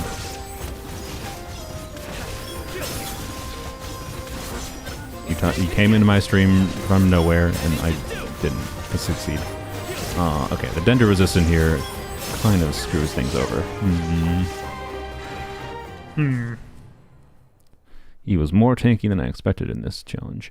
I had the food buff going, right? So obviously I could optimize this a little bit. Let's try changing the artifact on, or equipment on Sino. Do we do EM timepiece? Do we do attack? I think we do attack. I don't know, the EM timepiece has We could do EM timepiece with this. Yeah. What? That was. Oh, it's because of the food buff. That's why. Okay, that's fine.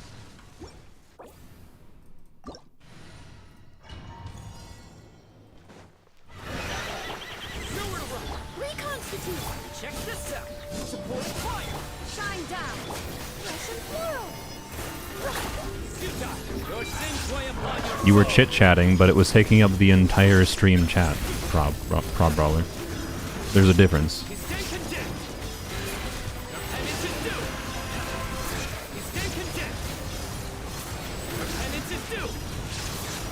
So I apologize.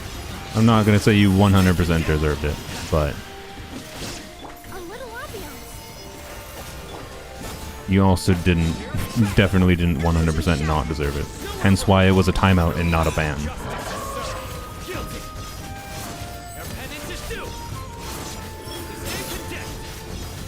But again, it's more a context of having to deal with the other annoying buttholes that I've had to deal with lately. And I thought you were just another duplicate account of this one butthole that keeps on coming back. Fresh and floral. Fire it up. Shine down. And I let you chat for like a good 10 minutes, by the way. Like, I saw you doing it, and I let you chat for a good amount of time. And then it just kept on going. Like, I don't know. I'm sorry. I'm sorry that's my chat room. And not your chat room. I don't have Toma going, do I? No.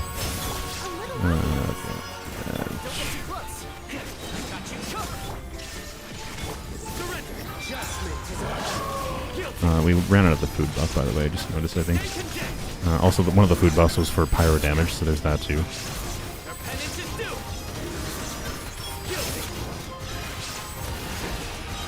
I'm deeply sorry. If you were deeply sorry, you would probably shut up.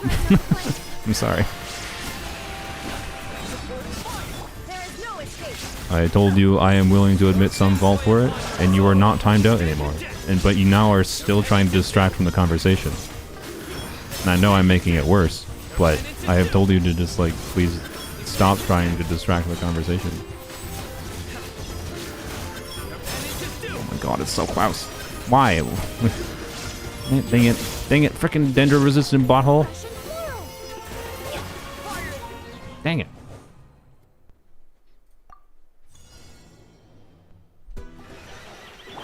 Shine down. A little ambiance. Don't get too close. I got you covered. Judgment is upon. Stay condemned.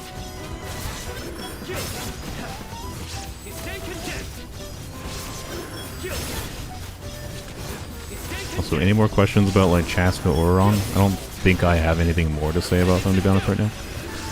Then God, I hate the chicken when it does this attack. That attack is, like, the difference, potentially, in how much it does that attack is the difference in whether or not I clear. And that's so goddamn awful. Must have cons for Ororon? Probably not, no. A lot of what he does is dependent on, like, the value of the buffs from the artifact set on the team and the situation he's going to be in. So his constellations are just realistically not that relevant. His C1 might be fairly significant. His C2 could be decent as well, both for just increasing his own personal damage contribution. But they're not necessarily fundamentally important for the entire team DPS going on, is the notable thing. He should be a very functional C0 character, which is a very good thing. Did I pre-farm Chasca and Ororon? I mean, I have some talent materials, but Chasca's gonna wait. I'm still not even... I don't know if I'll have her on my main account. I'm still planning to do the wishing video on my brother's account. And if it makes sense, I will... Oh, you... Time waste these stupid mechanics, like... This is the same as the spinning turtle thing, just, like, slightly less annoying.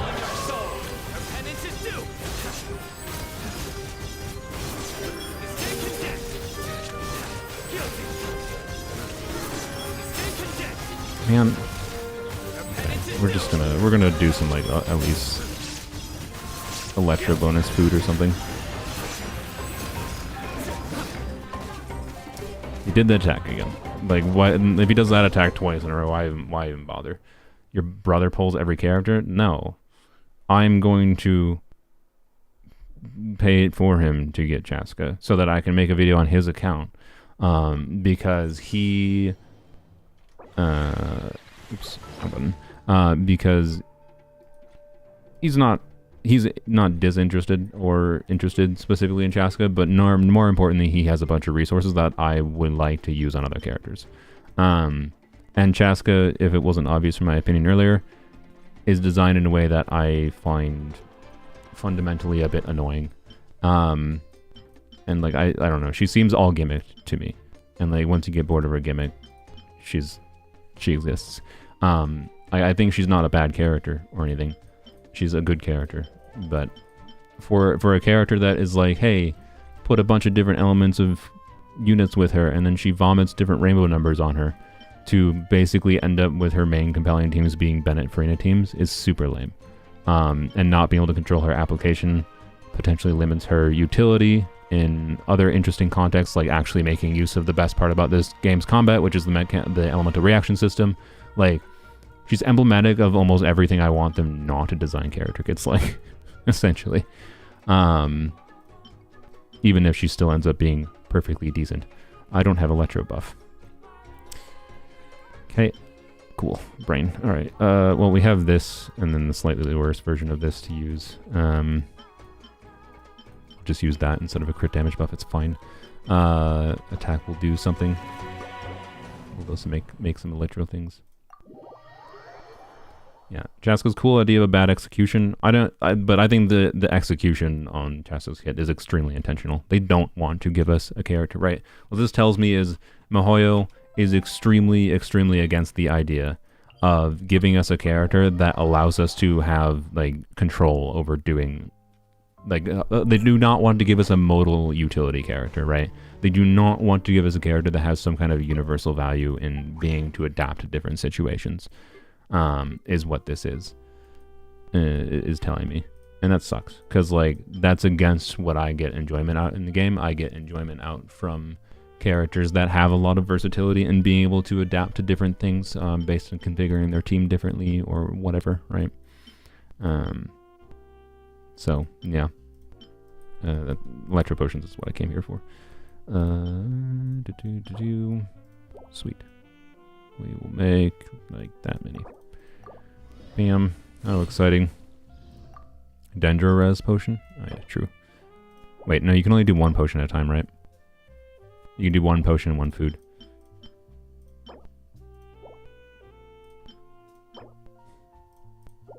I think. So, yeah, that's what we'll do. Alright. Gotta beat the chicken without Arlecchino, and then I'm satisfied, and then we can move on to my main account. We'll go over, I think, some weapon things on the artifact situations.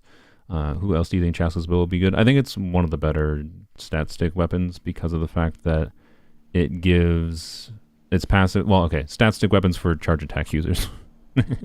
Charge attack bow units. Because of the fact that its passive just requires, like, different elements in the team, kind of thing. Yeah, Farazan is ultimately the only one who can technically fully utilize the passive.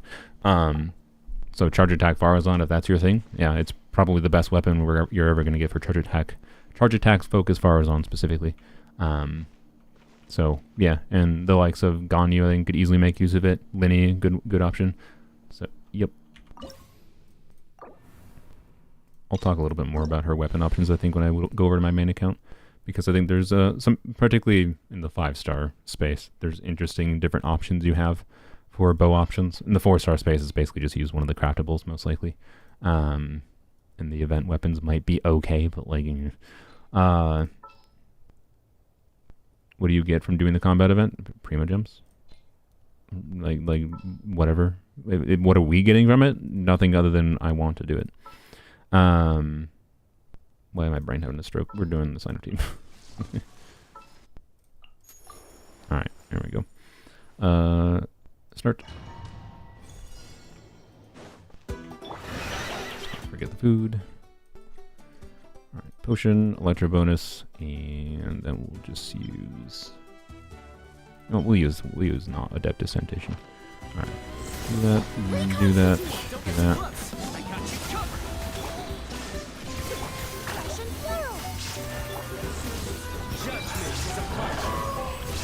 Alright, and hopefully we get lucky and he doesn't do the annoying attacks. Or maybe the food will just get us there.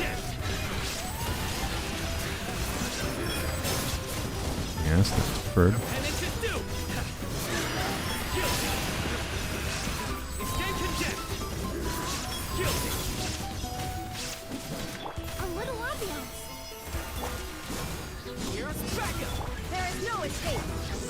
Your sins weigh upon your soul.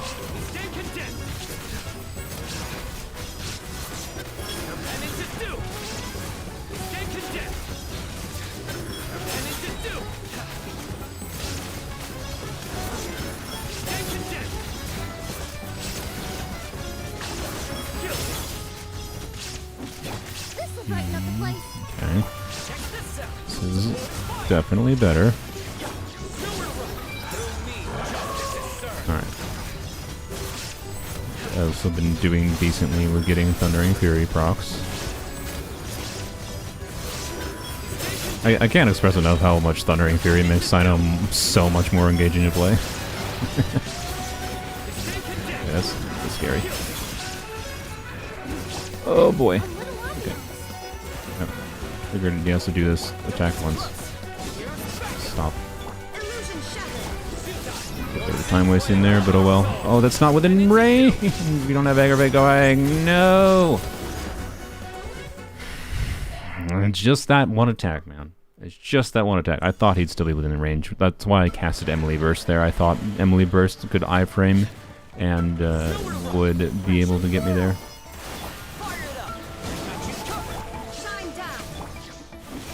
The Emily damage is reduced, yes, against this thing, but obviously it's still not insignificant damage, and also it's pretty important for keeping up aggravates on Sino, right? And not only keeping up aggravates, but also keeping up being able to get his extra skill procs. Like I need Dendro on him. Oh, I missed that. Frick. Oh my god, I missed that, and I just bungled everything. Oh my bro. This freaking enemy. Look at that. They just waste 5-10 seconds.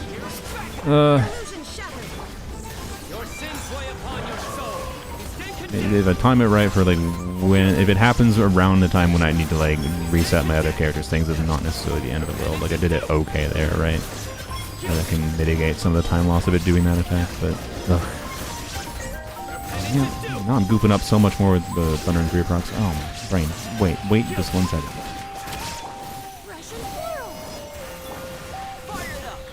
We're doing about 10 seconds worse, I think, so far than we were before.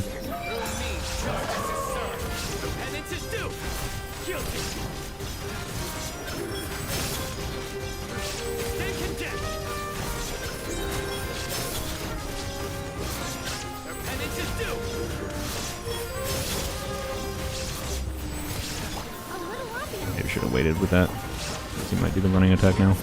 Oh, or not now, but in a second. But I could have just used Emily's skill instead of Emily Burst there and saved Emily Burst.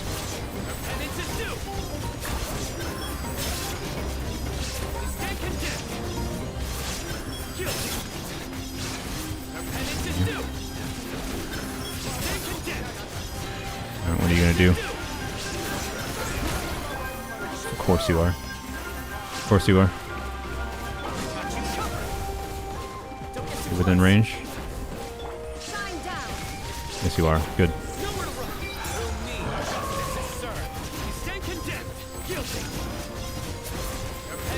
Oh my god, I did it too early.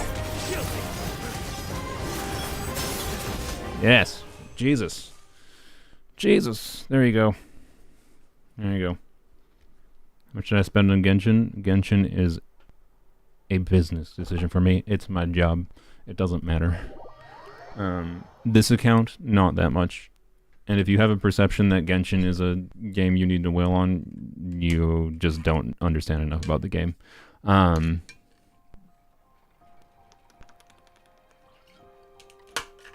But basically all of my... Have I spent money in Genshin that wasn't just, for content? Yes. And I can tell you most of that money spending was pointless. That is why I yap so much in my videos about why people should really think whether or not it's worth it to spend money.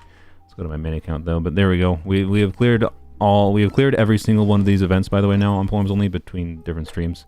I believe without Arlecchino. Cool. Nice. Yeah, Sino is C2. Which, yeah, that would have been much harder without Sino C2, I will say that. But also, it's a polearm only account. So, sue me, I guess. That's the wrong thing. Actually, no, that's not the wrong thing. We need to check this again. Let's see if that changes survey ranking at all meaningfully. Yep, that's kind of what I figured. Yeah. So, yeah, it got me a little bit higher in the Vaporized leaderboards, but nowhere near, like, the very top rank like I am with the Overload leaderboard. So, oh well.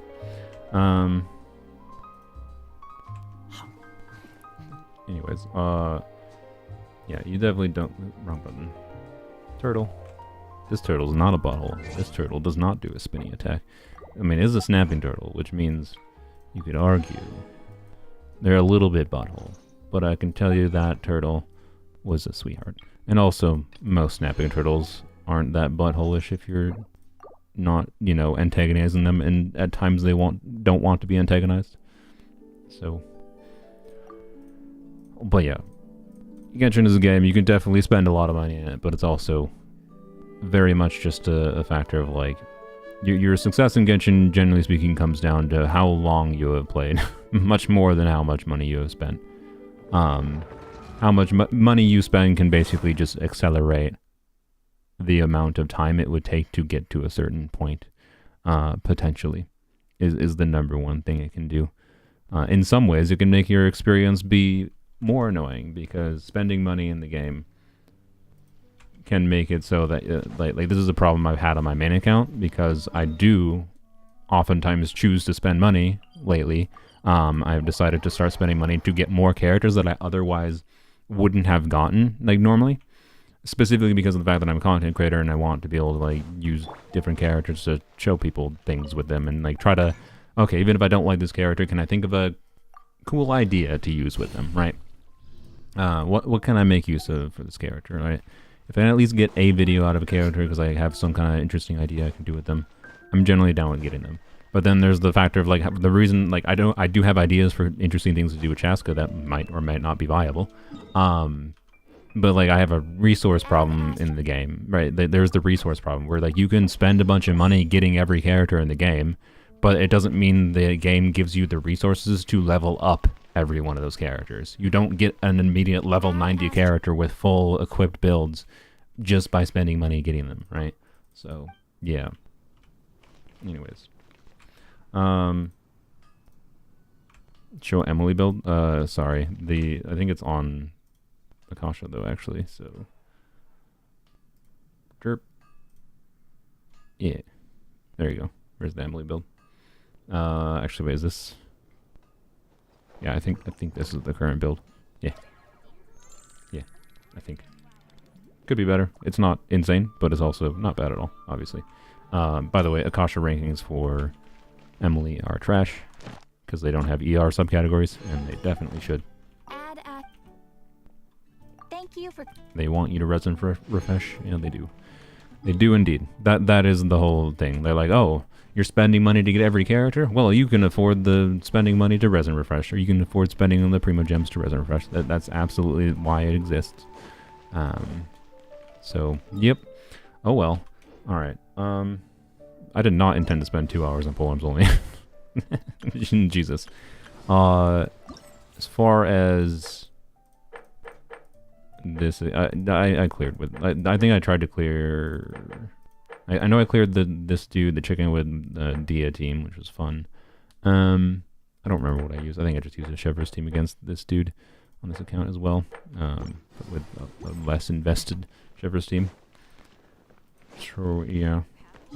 Struggling to build your characters because of resource deficiency. You have 0 books and 9k more. Yeah. So, like, by the way, I have spent almost all my resin this patch on Heroes Wits, and mostly Heroes Wits, honestly. Not just Heroes Wits. I've had to spend a little bit for a couple other various things, like, but I think I've spent at least 3 weeks worth of resin. At this point on Heroes Wits and Mora. Mostly Heroes Wits, but I definitely spent a bit on Mora. And I'm at about 1,000, which is good, but those are going to disappear so quickly. I still haven't done level 90 Kaching. I'm actually, I don't know, on the fence of... I haven't made the stupid C2 Shalonen video yet, right?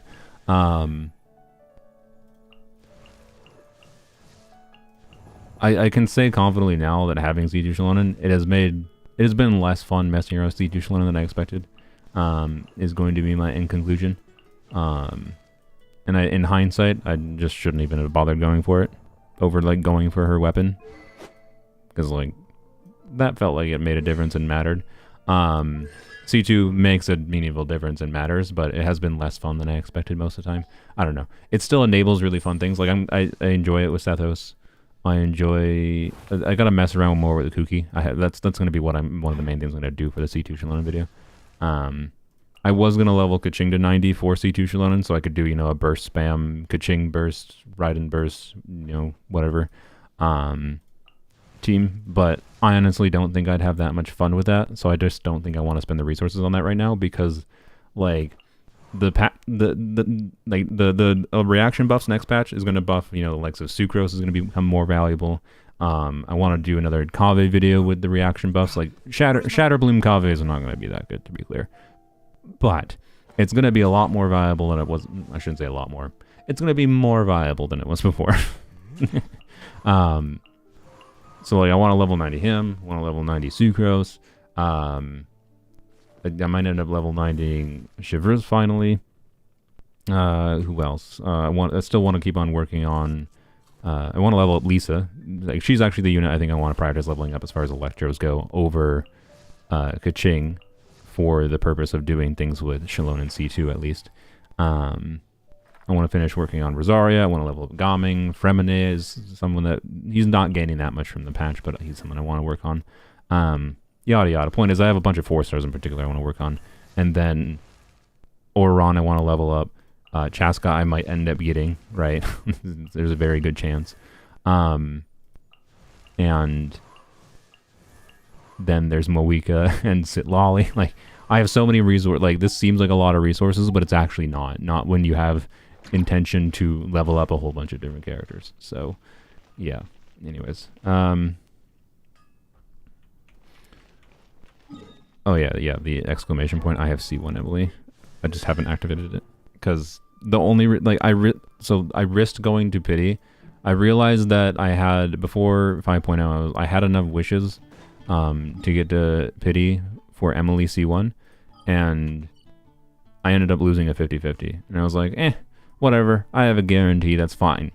And then I realized, like, a day later, wait a minute, you dumb butt, your entire plan for the... Did I claim all my things? Yeah, I did. Your entire plan for the Mulan wishing video was to see if you can trigger capturing radiance, and you can't have a guarantee and make it. I couldn't have a guarantee and make a video on capturing radiance, so I was just like, so that definitely has been an instance of the stupidest money I've ever had to spend in this game, wherein like I didn't spend money to go to Pity, lost the 50-50, and then realized, wait a minute, I really shouldn't have done that, because I needed to not be on a guarantee to make the Mulan video the concept of what it was. Like, I couldn't make that video the concept of what it was and be like, I have a guarantee, so like, actually, like, look, I could have, and probably not that many people would have cared, I don't think, because whatever, but it didn't sit well with me to have a guarantee and do the concept of that video, so I spent money freaking in Emily C1 just so I didn't have a guarantee, and I haven't activated it yet because I just haven't felt it's necessary. Like, I already have Emily's weapon. And I don't know. My current feeling is that I'm just going to activate it when Emily's rerun banner rolls around, and then I can just pretend it never happened, and we can all just collectively say that I got Emily C1 on her rerun banner. So that's my current feeling. Yeah. Anyways, what are we doing? We are going to get one more resin in a couple minutes. I'm gonna do 4 runs of Heroes Wits. I think I will finish pre-farming, like Ororon, by the way, assuming he's first staff, I will do the pre-farming for. We'll find out for sure if he's first staff tomorrow. Oh yeah, I was gonna talk about bows and Chasca. But if he is not first staff, then hey, I'm gonna end up with Zhongli finally. I'd be fine with that. So by the way, supposedly this could be very much wrong. It's been wrong before, but what I have seen mentioned is that it's going to be Lini, Chasca, and then Nubilet, Zhongli, second half. Which is, yep. Also, where's Dia?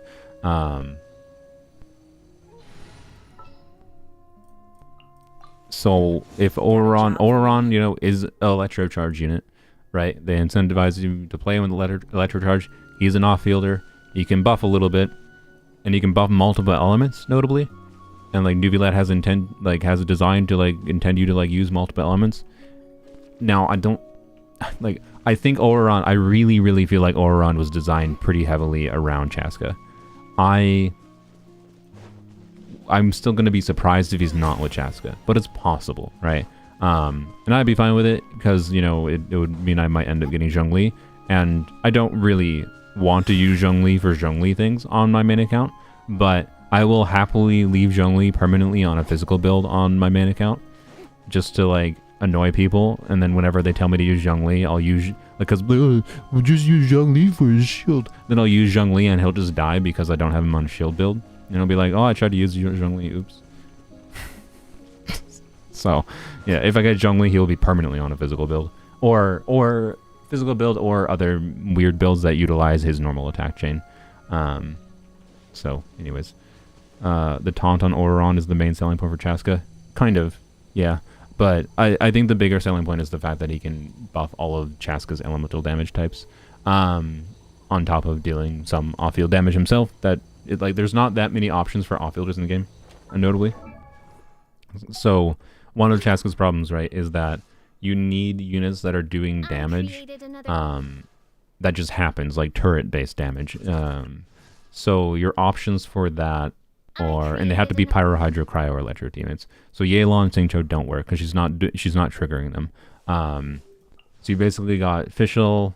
Emily doesn't count, right? Not Pyro, Hydro, Dendro, Cryo. Not Pyro, Hydro, Cryo, or Electro. Obviously, she's Dendro. To be clear, you can do like Emily. Theoretically, you could find Emily teams that would make sense with her. Like maybe it would be a DPS increase in the context of if you can have burning constantly going, or not constantly, but burning triggered enough to keep up her damage. That her damage might be better if you have her than an alternative option for like overall team DPS and whatever. But you're going to lose damage on Chasca by putting a Dendro unit in the team because she wants 3 Pyro, Hydro, Cryo, or Electro teammates. Oh yeah, by the way, I will, if they can keep Chasca's can be exactly the same it is, and I think Chasca is a really cool addition to the game if she's standard banner. I don't think she's standard banner because she's too strong to be standard banner from what I would expect. And like she'll be, but if she's standard banner, she'd be a really cool addition to the standard banner roster, right? Because having an exploration character and a unit that like has interesting weird utility, even if it's not going to be very ideal to like build her EM, she will still be able to do that kind of thing. And I don't know, and her like working ideally with just like building a bunch of attack on her kind of thing. And yeah, I highly doubt it, but I am much more accepting of how they designed her kit to be fairly restrictive, and how her best teams are basically, you know, Farina Bennett teams, if she's a standard banner unit. I highly doubt it though. But it'd be really cool if they actually gave another good standard banner unit, right? So yeah, what was I saying? Oh yeah, so off-fielders that are like doing turret-based damage, right? That are Pyro, Hydro, Cryo, or Electro. You basically got Fischl, you got Farina, and you want someone to buffing in conjunction, because like her damage is not going to be very good without like buffing her attack stat with Bennett or whatever. Like non-Farina Bennett teams will probably work depending on the conjunction of what the other team's damage is and how invested other things are, whatever. but most people are going to feel like they're pushed towards Benny's Bennett Farina. If you have it available. So yeah, Fischl, Farina, Yai. Is there characters I don't have that are included? I think I have all the relevant off-healers in the game. I guess you could qualify Kokomi. I think it's worth mentioning her. Layla counts with her sparkly stars, but also being a shielder. Like Zhongli is not ideal. Toma, unfortunately, Toma could be ideal, except he triggers based on normal attacks, so it doesn't work. And like, it's not a coincidence that Sitlali is supposedly a cryo shielder. So, I hope she's not just like Layla, but slightly better. Layla has problems in her kit, but yeah. Anyways, we'll see. Chongling, like, it counts. I suppose it's damage that's happening, although I don't know exactly how it'll work. It's weird. Particularly because of the fact that you'd normally want to do like Bennett Chongling together, and if you're doing Bennett Chongling together, you are not getting you want to do three. It has to be 3 different units of Pyro, Hydro, Electro. You don't want to do double Pyro. She wants rainbow teams, right? Am I forgetting anyone? Rosaria. I did forget her. Lisa counts, I would say. Kenichi Burst. No, Kenichi doesn't count. He's Dendro. Pyro, Hydro, Cryo, Electro. But I like the thought process, at least. Yep. I think that's mostly it. Kaya. Yeah, Kaya Burst. Although, is it going to stick around her when she's in there? I'm not sure. How does Kaya Burst work with Wander? Does the hitbox extend it down below Wander and still hit things when he's like above enemies? So Kaya is a question mark. Yep. But yeah, she's at least not an Animo DPS like that's reliant. She doesn't have underwhelming multipliers that is very reliant on getting buffed to the moon with, specific buffers. So like not far as unreliant because she's not really doing Animo damage. She's doing whatever the elements in her team's damage. And that is cool. I'm glad she is not just Wanderer 2 Natlan edition, right? That's a good thing. Beto. If you ever want to trade Beto's, I forgot Beto's like it says by normal attacks. It's possible Beto might work because of the fact that no, it probably won't work. I don't know. Not 100% sure or not. Yeah, like that's my point, right? Is there's not actually that many options in the game. And Ororon is a new piece in that, right? That will probably be something people will want to play. Like I expect a lot of people will tend towards Ororon with Chasca. But again, it's going to be just mostly the Farina Bennett combo with kind of a flex slot. So I guess Ganyu burst. Ayato burst, that's true. Yes. So I don't know. There's options, but like, yeah. It's really just an effect of like all the non-Farina Bennett options are a bit oh yeah, Shenhe. Like there's some, I think you can look up, there's some calcs for like Shenhe variants are kind of interesting. Notably because Shenhe will buff all instances of cryo damage, even if they don't apply cryo, right? She'll still buff the instances of cryo damage. So Shenhe is kind of an interesting option for that purpose. Not necessarily an insane choice, but I still think an interesting option. No, Xingqiu would not work. Neither will Yelan.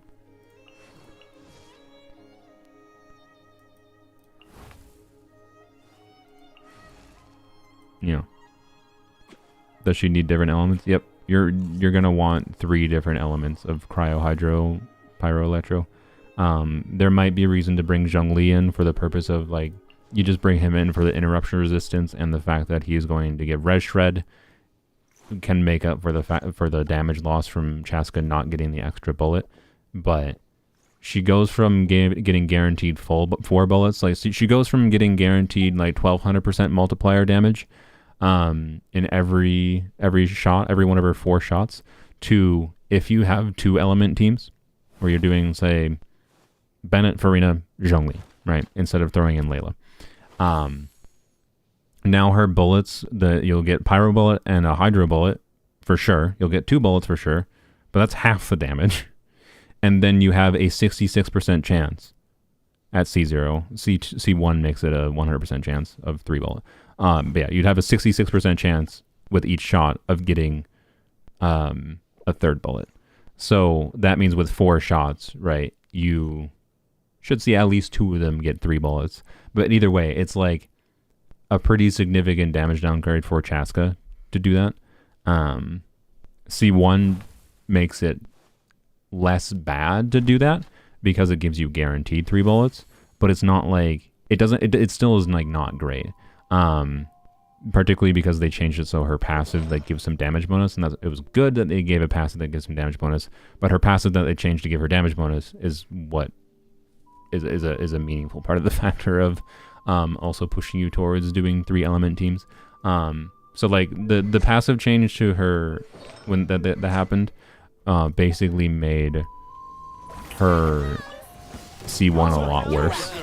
I think her C1 is still interesting, particularly because in the context of 3 element teams, C1 gives you 5 bullets guaranteed. So that's what C1 basically is. It's mostly just it's the same exact teams, but a damage increase, right? With that said, there is also potential value from C1 increasing her elemental application. I am not very confident that's that relevant of a selling point on her C1 or not, because again, like weird RNG mechanics for what elemental conversion type or whatnot. But you know, if I happen to get her C1, I will very happily test and see how relevant her C1 is for extra elemental application. But overall, like, it's just kind of yeah, her C1 is a damage increase for the vast majority of players. And it doesn't change her teams meaningfully. It makes you think her teams might change meaningfully, but really you need her C2. Unfortunately, you need her C2 for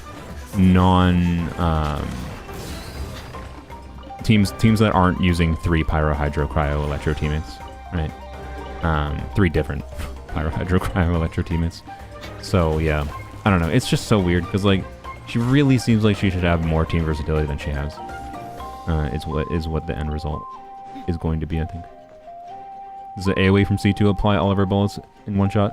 No. So the AoE from C2 is just damage. It's AoE damage of whatever random elemental type, I think. But it does not actually do any application. So like you can't use it. C2 does not do any extra application. It's just more damage. On top of the oh, now it changes her passive to get the full damage bonus, so now it actually starts to make sense doing a flex slot element in her teams. So, yeah. It's not me saying you should go for C2, I'm just saying that's how they made her kit. Her team versatility only opens up really with C2. Otherwise, if you want to make the most of her kit, you're kind of forced down towards a bit more limited options. But I don't know. Again, she might end up being far more viable than I expect with a weird EM heavy build. So like, again, what I'm thinking is, that's not a bow. What I am thinking is, where's your bow boy? There we go.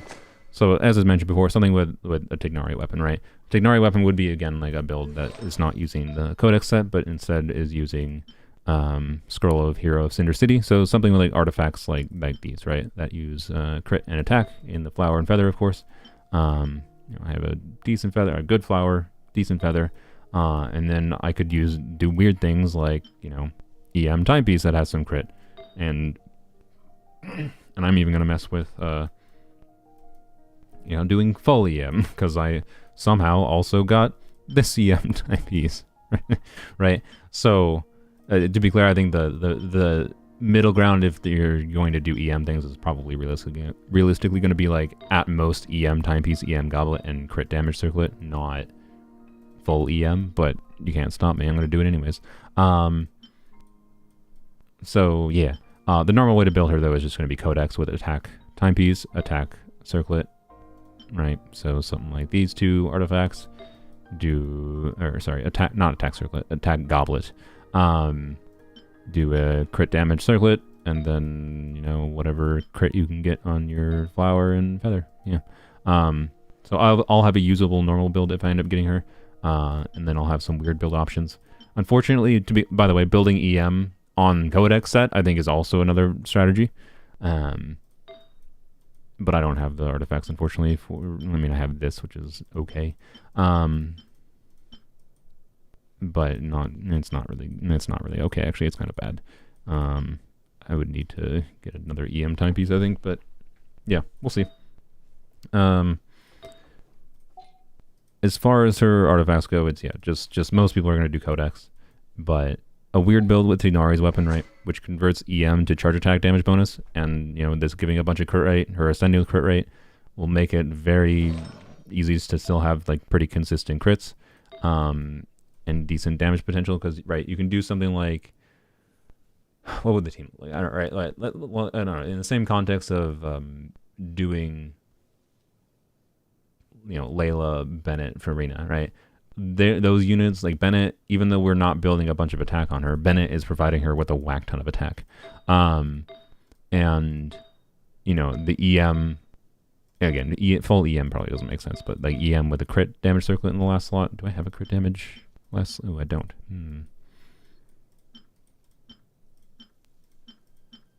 Unfortunate. Shoot. I wish I had a crit damage circlet in the support set. Yeah, I don't know. The point being, there is weird potential for different things with her, and if those things end up being more decent than I expect, then I might be much happier with her than I currently feel right now. She could prove me wrong. It's a very possible thing. And again, I very well, if I don't win the 50-50, so on the assumption that Ororon, I'm at pity, right, because of those Zoifet wishes, and we have some extra wishes from Zoifet, that could justify getting Chasca regardless. We'll see. But if I'm at pity, assuming Ororon is on the banner, right, I might just win the 50-50 and cool, I'll have her to mess around with. If I lose the 50-50, and I get Ororon, I would like Ororon C2, that's my stopping point. And I get Ororon C2 without much struggle, which it's 4 stars, we'll see. Then, so lose the 50-50, get Ororon C2 without much struggle. And I have to decide whether or not to save my guarantee for like 5.3 characters, because it's very likely I'm going to want Sitlali, probably going to get the Pyro Archon, because yeah.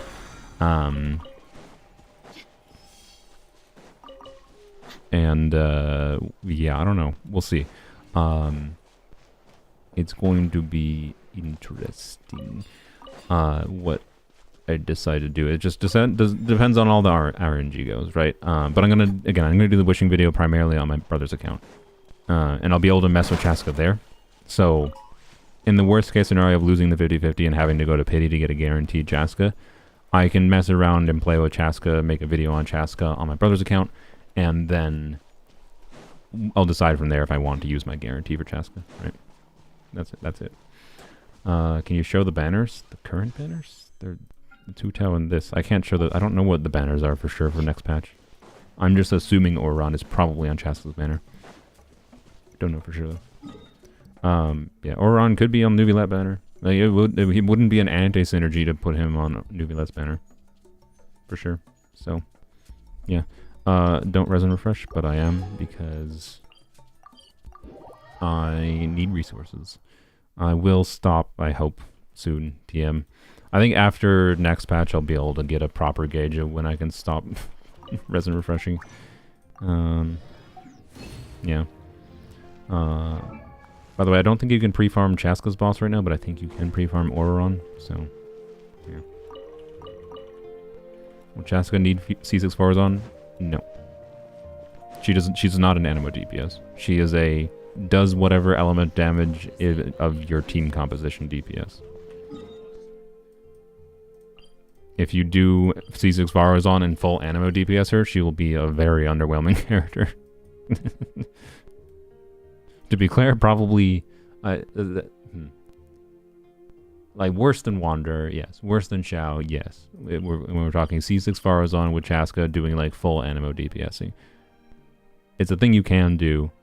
What is her damage? I can't remember her exact multipliers off the top of my head for her Animo bullets. If you do 6 Animo bullets, here, let me just go look at it. At level 9, it is it's an 83% multiplier versus a 280%. So yeah. At level 10, it's 300% multiplier for her Shadow Shell. That's the elemental shots versus an 87% at level 10. So assuming a level 10 skill, she's doing 6 times 80%. I can math, so 480 times 4, it's 2,000%. 2,000% motion value and animo damage. Plus her like bursts, which I mean, hopefully with Farzan you'll be able to do consistently. Like it won't be useless. Like it won't be nothing. You can build her for animo damage if you wanted to, but I don't know. It's a funny meme thing to do, to like be like, haha, I can play Chasca just completely ignoring her entire gimmick of her kit and just doing the same animo thing you do with Wanderer. You can just play the Wanderer version of Chasca and she'll probably still clear alright. If you're doing, you know, Farina, Chasca, well actually she'd still have Hydro Bullets if you're playing Farina, right? Oh, well that's weird. How do you get her to do only animo damage? You need to do... Oh god, yeah, she'd be a lot worse than Wanderer. Just don't do that, please. It's so bad. Alright, the fact that I don't have a crit damage circlet makes me really want to go back to here. You know what, screw it, I'm streaming. I should probably use that on Mora or more Heroes with, but we're gonna just immediately get... Yeah, you can do C4G mono animo. Oh boy. C4G, Farazon C6. If you wanted to, like, I'm just like, how do you do only animo? You have to do either a Pyro Hydro, or you can't do a Pyro Hydro Cryo or Electro teammate, right? So no Farina, no Bennett. It's not gonna be very good. It's like I think you just take the L and have one elemental bullet. I don't think you can do pure animo. What goblet does she run? Most people are gonna run attack goblet. I think EM goblet will be better than people expect sometimes, but EM goblet in conjunction with the fact that she's got RNG elemental application means like you don't know if you're actually going to be triggering a melt or like a vaporize or whatever. If you're doing like say the pyro doing Bennett, Farina, Layla, right, with Chasca, you don't know if you're going to trigger a melt, vaporize, whatever. You might trigger a freeze and like that's bad. You'll lose a bunch of damage from the freeze and the bullets that don't apply application. So like her elemental application makes it that like EM goblet is going to be questionable on her. But there is probably some situations where with teams and multiple enemy situations where EM Goblet I think could actually potentially beat out. Or you could just RNG your way to victory utilizing an EM Goblet. But we'll see. It's definitely something that's going to have to like be you play around with it with your own artifacts. I do not think it is ever going to be like a straight recommend with her kit currently. Could get changed still technically.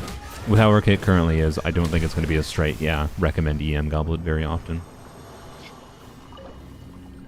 So, attack Goblet. Yeah.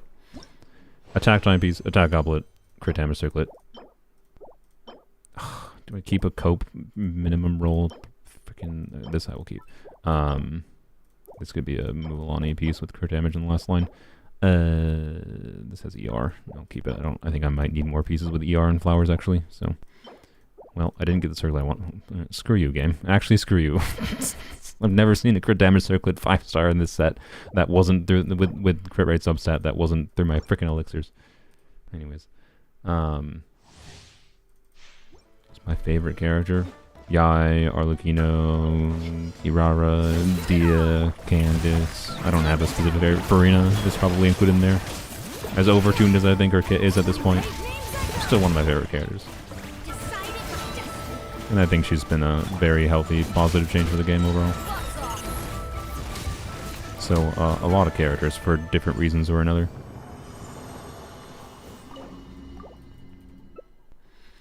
Oh, she needs another Natlan character for her passive. I don't think she needs another Natlan character for her passive, but I think that is one reason that Natlan units will have a little bit more synergy with her, but I don't, let me double check. I don't think it, like, increases her damage that much, does it? When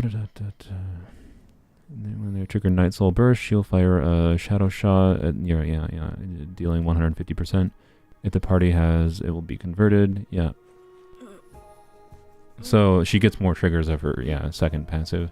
So that means with another Natlan unit, she will trigger that. Well, no, I think you need 3 Natlan units to trigger it 2 times per rotation consistently, right? Otherwise, it's still, like, with one other Natlan unit, I think it's like 12-second cooldown, if I recall, for Night Soul Burst. I don't know, Night Soul Burst is stupid. It's not that much of a damage increase, even with 2 other Natlan units. I wouldn't worry about that. You don't really have to force a Natlan unit, but it might be it's a minor component to a minor DPS increase when you're, like, doing Ororon with her. It's a minor factor. But yeah, 3 units Moika, assuming Pyro Traveler counts as an Outland unit, or Moika, whatever. If they are an attack buffer, right? If one of those units is an attack buffer and they both count towards an Outland passive, which Pyro Traveler might not trigger Night Soul. I suspect they would, though. I think it'd be weird if they didn't make them do that. Making them trigger Night Soul Burst. Then, if someone replaces Bennett, and then, you replace Layla with Sit Lolly, right? The premium team for Chasca,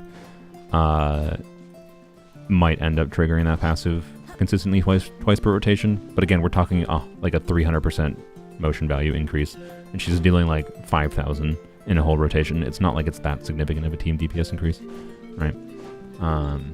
She definitely doesn't need multiple Natlan units in the team, so, which is generally speaking how they've been designing most of those passives, as just like minor additional DPS increases. Well, anyways, that resonant was very not worthwhile, I don't think. But I got nothing relevant of what I needed there. Yup. Well, okay. Yeah. Cool. That was worth it. Sucks that she can't activate it herself. Yeah, it is a little bit weird. Yeah, so with one Natlan unit, it's 300% additional motion value. With 2 additional Natlan units, it'll be another 300% on top of that. But yeah, so it's only 300% motion value for every. That's a simple way to think about it. 300% motion value for every Natlan unit in the team. Relatively minor. I don't know if it does application. It probably does application, but I would have to double check that. Or not. Yeah, as far as other weapon options for her, by the way, I didn't mean to imply that this is the ideal weapon option for her. Static weapons that you should feel perfectly fine using Thundering Pulse. To be clear, the normal attack damage passive does nothing, but just base attack, crit damage, attack percent is good. Skyward Harp, similar story. It's going to be like similar value to something like Thundering Pulse as a generic stat stick. I think most people will find Thundering Pulse is a little bit better as a generic stat stick, simply because crit damage will have a bit higher value because she's already ascending with crit rate and gets 40% crit rate from the passive. But it also depends on what your artifacts look like. If you end up using a Skyward Harp with its 22.1% crit rate, you're going to have still like wiggle room for about 4 rolls of crit rate in substats. But you're definitely going to over-prioritize crit damage and attack percent substats with the Skyward Harp versus a Thundering Pulse, right? And then, Aqua Big Stat Stick Bow is a potentially compelling option. For her goofy EM playstyle, particularly since her burst also does enable her to get more application out, I think Elegy might be an interesting option for her. It's probably not an ideal choice, but EM not useless for her. EM potentially really good for the other units on the team, right? Depending on what exactly the team looks like. And attack percent potentially good for the team and obviously good for her. So I actually think Elegy is going to be an interesting option.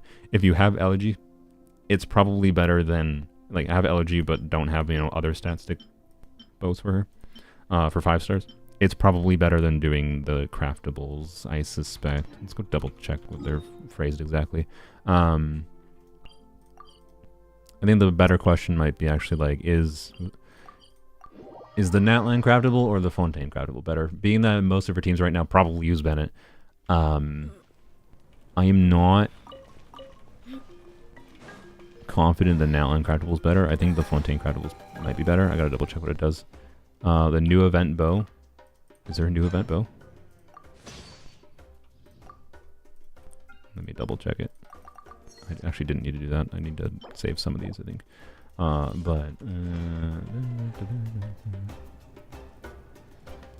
Weapons. Oh yeah, that. Oh yeah, no, that's not a new event bow. That's not an event bow. I think that is a gotcha banner bow. Which, if they don't put this, this bow is interesting. The new 4-star bow. I'm not gonna show it. Is 510 base attack, 40% attack substat. Decreases gliding stamina consumption by 15%, whoopie-doo. But when using aimed shots, the damage dealt by charge attacks increases by 12% every 0.5 seconds. This effect, or sorry, this is R5. 6% every 0.5 seconds. This effect can stack up to 6 times and be removed after leaving aiming mode. I'm pretty sure her skill counts as aiming mode. I would be very surprised. So this might be a 4-star bow that's on her banner. If they put it on the other banner, that'd be extremely dickish. But maybe if it's on the other banner, maybe it's because the aiming bow doesn't actually work. But my thinking is that this was meant to be a good 4-star gotcha bow option for her. Yeah, it can stack up to 6 times. So that is 36% charge attack bonus, basically, at R1. And that goes up to the 72% doubled, right, at R5. So yeah, 70% damage bonus R4, R5 bow. Not to be clear, highly unlikely you're going to have R5 of that without having potentially multiple copies of the 5-star weapon on the banner. So R5 of this may as well not exist. But either way, if you do like a 10 pull on the banner, like a YOLO 10 pull because you have some spare wishes and you don't want to save those wishes for future characters, but you probably should, then maybe getting that 4-star bow is compelling. But I don't think there's an event bow next patch, if I recall. But yeah, realistically, I think most people, if you don't have 5-star weapon options, are going to do the craftables. And the Natlan craftable, right, is whenever the so attack percent, substat, it's fine. Whenever the wielder is healed, it will deal 16% more damage for 8 seconds. So just a universal damage bonus. That's pretty good, right? The Natlan craftable, I don't have it unlocked. Can I buy it? Looks like I can. Good. Dude.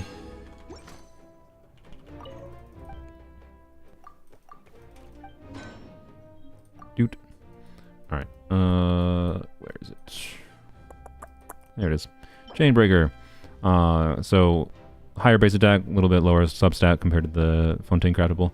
And then for every party member from Natlan or who has a different elemental type from the character, so this would be maxed out with Chasca, generally speaking, 4.8% increase attack. And when there are less than 3 of the aforementioned characters, when there are no less than 3, sorry, you gain 24 EM. The EM is relatively minor, but, and this, again, should double, I assume, at R5. So 30% attack at R5, plus being, I believe this is 565 base attack, and a little bit of EM. It does something. It is a damage increase.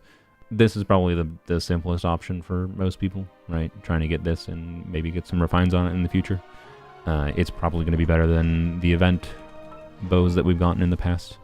The Natlan, the Fontaine one is worth considering, particularly if you already have copies of it, though. Especially, yeah, this won't do anything. Well, actually, I don't know. It's possible it might actually do something, but I'm pretty sure not. We're testing, maybe. I don't think we've seen confirmation on whether or not her hits would actually hit weak spots or not on some enemies. It's possible it might actually be able to trigger this passive. Yeah, slingshot, no. Almost bow, maybe as a stat stick. Sack won't do anything, same with the other Natlan units because it doesn't go on cooldown until the skill ends. And Fab, no, her energy needs shouldn't be that. Her burst is not that important, and her energy needs are not that bad. Even then, so Fab is no. And like this weapon could be okay, right? If you already have it, should be okay. But it's definitely not crazy. The passive is not very good. It should just be quite a bit worse than the Natlan craftable. This is also probably pretty not great, other than maybe EM building team. So like again, low investment option, maybe potentially fine. No. Stat stick, same thing with the other battle pass bow. And stringless. Unfortunately, she doesn't do skill damage. She does burst damage. So, nope.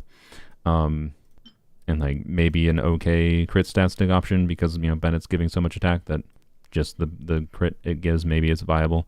But again, the passive doesn't do anything, unfortunately. So, yeah.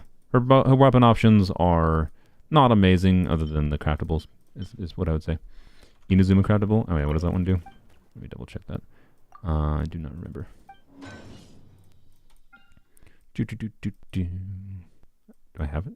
There it is. Okay. Normal attack damage by 16% and charge attack damage by 12%. Attack percent substat. So higher substat, lower base attack. Generally speaking, higher base attack I'd say is usually better, but again, Bennett is a weird factor. But when the character's energy reaches 100%, the effect is increased by 100%. So yeah, you're correct. Because being able to get that damage bonus, the weirdness is, of course, her burst is worth using. But you could just... I don't know. It's weird. It's like, her burst is worth using. That's the confounding factor. Even if you're not using it every rotation, but maybe some people will end up preferring this just because you already have it. I don't know. I wouldn't necessarily rush to using your billets on this thing. Yeah, obviously this was meant to be a Yoimiya weapon. Which is weird. Show Mona build. It's just like a 250 ER noblesse build with Fav. It's fairly boring. She has like 50% crit rate, I think. So yeah, this weapon I think is an interesting option for her. But her burst is valuable enough to use it when you have it. That I think it might be a DP. It's probably a DPS loss. Even if you're only bursting every other rotation, I suspect this would probably be a DPS loss over the craftable. This one is my guess. But I'm not 100% confident of that would be something to check in a damage calculator with your artifacts. I believe it should be linked in my stream description if you want to use that. Go input your artifacts with Chasca and put one of these two bows and see which one is like more worth using your billets on, kind of thing. This one, to be clear, will give you like higher charge attack damage, probably than this would. But keep in mind, you're just not going to do burst with this one, right? So, yeah. It's an option, though. Definitely an option. She has okay options. That's my point. Use the one that looks cooler. Exactly. More interested in what Ororon will use. Oh, yeah. Ororon has more options, I think. The factor of Ororon is, of course, the burst. It is, generally speaking, probably going to be important to burst in a lot of his teams. And because of that, I think people will probably skew towards Fabj at Sackbow even, versus the bows that maximize his damage. What about First Great Magic? It's a decent stat stick option for him. For her. Lit. So, yeah, like them rerunning Linny, honestly, with her, feels like they primarily are doing that to make the weapon banner more attractive before Moika release. That's what it feels like to me. Anyways, as far as Ororon weapons go, he should have decent options. He doesn't ascend with crit rate, right? So he doesn't have, even if you're on building him, he wouldn't have as much problem as Chasca has for overcapping. Generic stack stick bows like build like you build Fischl with Skyward Harp could be compelling. I think because he's going to be a little bit more burst reliant in at least a large chunk of his teams, if not basically always, then like his burst damage isn't that significant, but what his burst is doing for elemental application and triggering his passive might be very, very important, like very necessary for him to function at all in some teams. if he's the only Electro unit in particular, or just still good in general, even with other Electros triggering his passive. So I think Elegy is probably going to end up being his best weapon, realistically, for the conjunction of should give him enough ER to burst consistently without a problem, I suspect. And then high base attack, EM is potentially good for him. Remember, Electro Charge is getting buffed, and EM for the team, and then attack percent, like, yep. So, Stringless, yeah, should be decent, yes. Stringless is probably his other best option, if you have it, because he's doing some burst damage and some skill damage, but, and the EM is something, but a lot of his damage comes from his passive. So, I'm not actually confident it even would be better than this thing. This thing's a relatively old event bow that a lot of people might not have. But it should be easy to get the max passive out. It gives him some ER, has a high base attack, and has damage percent that would buff his passive damage. So, and if you get a C1, right, his passive is doing even more of his damage contribution. So, I actually think this, if you have it, might end up being better than Stringless, although I'm not 100% confident of that. Yeah. But honestly, he's going to have like EM has potential relevance on him, attack percent, you know, whatever has relevance on him. It's just a question of how much ER do you need, I think, more than anything. Fab will be a compelling option just for the energy and supportive utility it gives the team on top of the energy it gives him. You already built him crit anyway, so he should be a very good Fab holder, and Fab Bow is also the one free Fab weapon. Sack Bow might be usable on him. He might be the first Natlan unit that can use Sack Bow. Yay. Is it going to be that much of a difference maker? I don't know. But high base attack, a little bit lower ER, and giving 2 skills per rotation, if you're consistently getting 2 skills per rotation at least. Which you very much might not, especially because I think it has a delayed hit, so it's, I don't know. Sack is what I would say. Probably no to the normal attack weapons, of course. Unless you're doing shenanigans with him or whatever.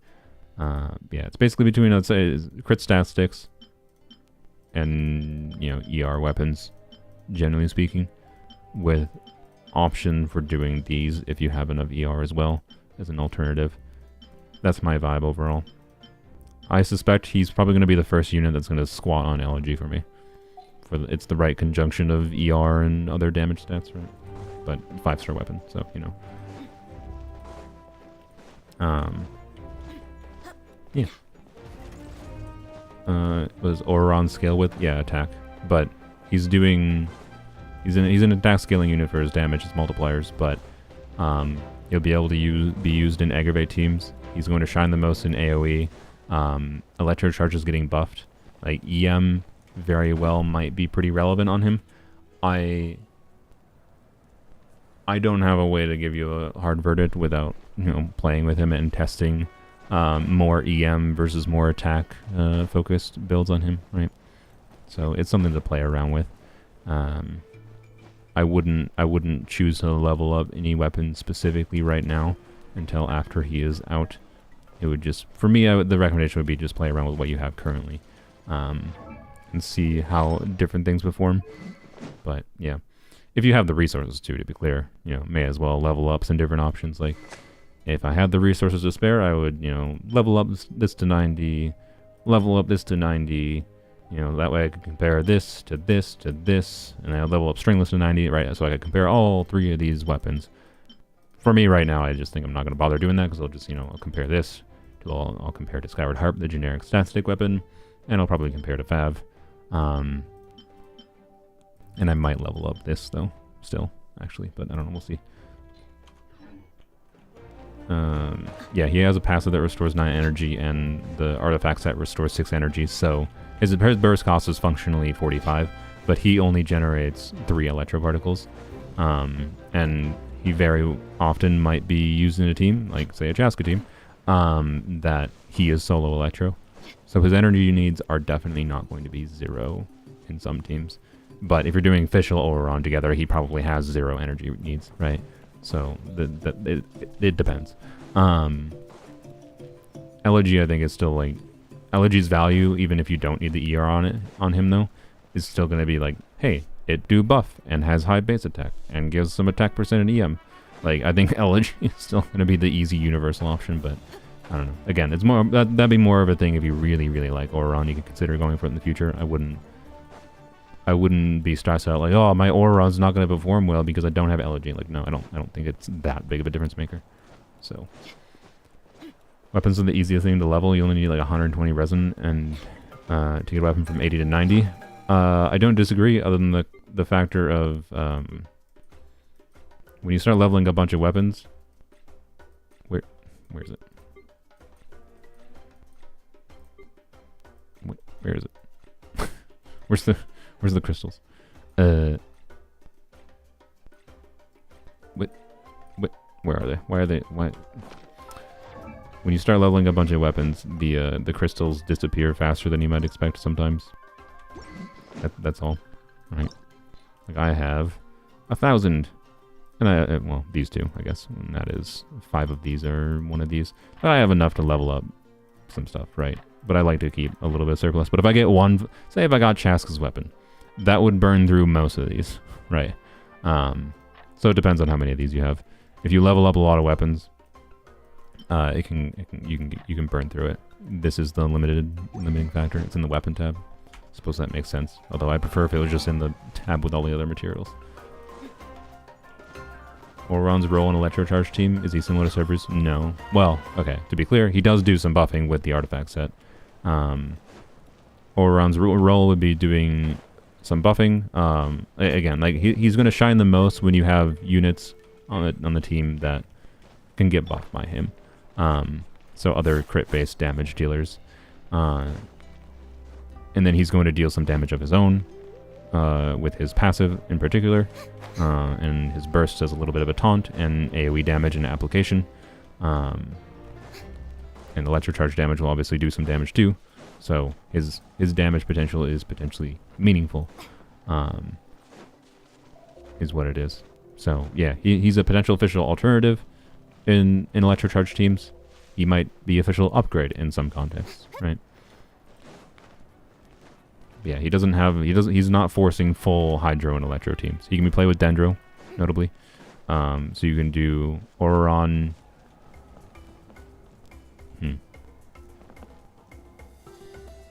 Trying to think what would actually make sense. I don't know. Well, let's just assume Farina because it's easy. Let's do Ororon, Fischl, Farina, Baiju, right? And then you just on-field Baiju to get some extra Dendro application out. Or you get on-field. Yeah, actually, that's a context where Yao would make a lot of sense as a healer. Now I think about it, and Yao would be better in AoE situations than Baiju for her application. So yeah, actually, freaking Yao, Farina, Baiju, Fischl, bam, 3 4-star team. The 4 stars would all be functional at C0. Sick. There you go. Right. That could be a cool option. And then Ororon can start triggering aggravates, right? And particularly in AoE scenarios, that might be pretty significant. So yeah, I don't know. But yeah, he can be used with fish. He can replace the fish in some context. I don't know. He's a very interesting character. I think they did a good job designing him, other than minor nitpicks. Is what I would say. So, Ororon DPS. I mean, he is a DPS. He's not a pure buffer. He is a DPS. Like you build crit or attack EM on him. You build DPS stats on him. He's not a defensive unit. He's an off-field DPS.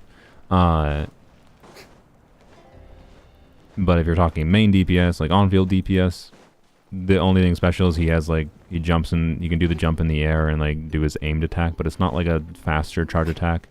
He has nothing in his kit that's buffing charge attacks. His charge attack multiplier, I think, is very normal. Like, you can on-field DPS him, is my point. I don't think it will be very good. Yep. And also, I think he loses his energy refund if he's not off-field, which is kind of funny. So, it might actually be harder to burst consistently with him on-field, depending on what your artifact and weapon situation is. So, anyways, I don't know. He's an interesting character. I look forward to messing around with him in a bunch of different teams, so Yeah, he's definitely the priority for me to level up next patch. On top of all the other reaction things. I don't know. There'll be a lot of things to mess around with the combat in the game next patch. I hope the I hope the Abyss resets. Supposedly, actually, I shouldn't just. I was gonna put up a facade. Mihoyo seems to have reversed their ways. You know how you remember the so when they changed to like releasing theater, Abyss only resets once per month now, right? It resets on the 16th, and in version what was this for? I think this was version 4.7 into 4.8. Abyss was ending on the same day the patch was gonna be updated, but Abyss technically ended like, you know, 12 hours before the patch, or before like maintenance and whatever, and therefore because it was the same patch, it was the same enemy cycle for another month, even though a new patch started the same day, and hopefully they got enough negative. Hopefully what this means is that they got enough negative feedback from that, and they're going to do new enemies every single time, because the Abyss resetting in 8 days, from the information we currently have, is new enemies. It's actually new enemies. So maybe they actually listened, and maybe that means every time the Abyss resets, it's always new enemies. I certainly hope so, because I think an Abyss cycle lasting a month with one given enemy subset is a good sweet spot for like time to mess around with different things and figure out an Abyss and whatever, and enough time for people to build up characters if they need to figure out strategies, right? But then, like, you know, if it resets and it's just the blessing is different, but it's the same enemies, it's just ugh. I hated when we got stuck with Abysses. Like it was before theater, right? Abysses were almost always either 6 weeks or 8 weeks, and there was rare times where Abysses reset after 4 weeks. For new enemies specifically, not the blessing, and the rewards. And maybe this is an indication it will be always every month. Hopefully. I would like them to not have 2 months straight of the same enemy again. But yeah, I think it'd be better if they change the buffs every week. I mean, I don't disagree, but the buffs are obviously just configured around, hey, hope you got some of the recent characters. Which, the current one, by the way, is real poo-poo. Because, like, it doesn't really do anything for Shalona other than increase her healing. So, like, or if you're DPSing Shalona. And then, it buffs Chiori, Albedo, Ito. Yeah. I don't play Star Rail anymore. Sorry. They could have brought me back with 5-star Tingyun, but I don't like her design. Her kit is not that interesting to me, because she's just a 5-star version of a free character as far as I can tell, mostly. And I hate her. I hate Tingyun's new design.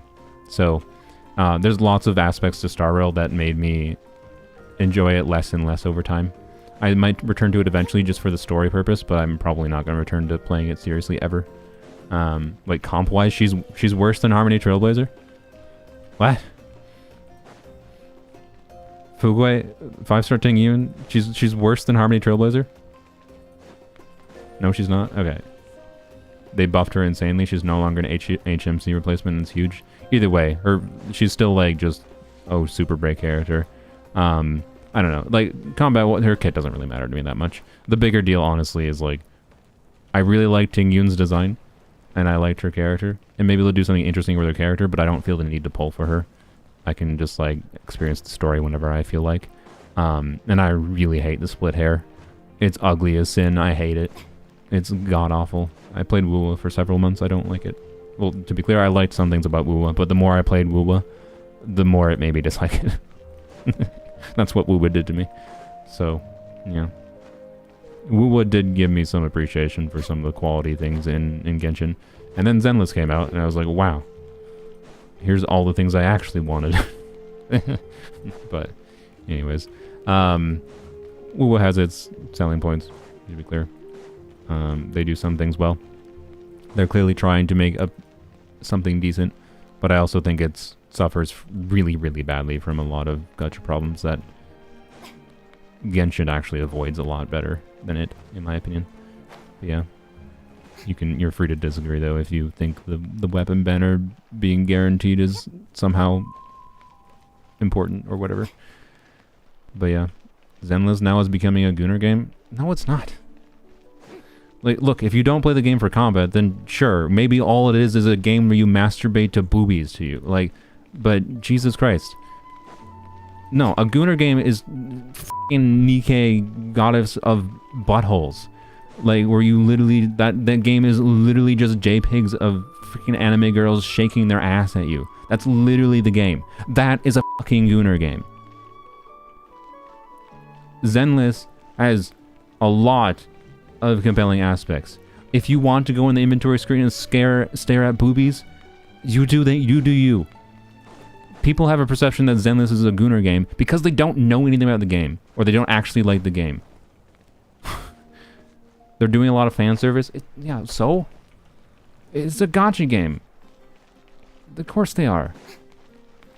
Would I like them to tone it down? Sure. But it's not the game.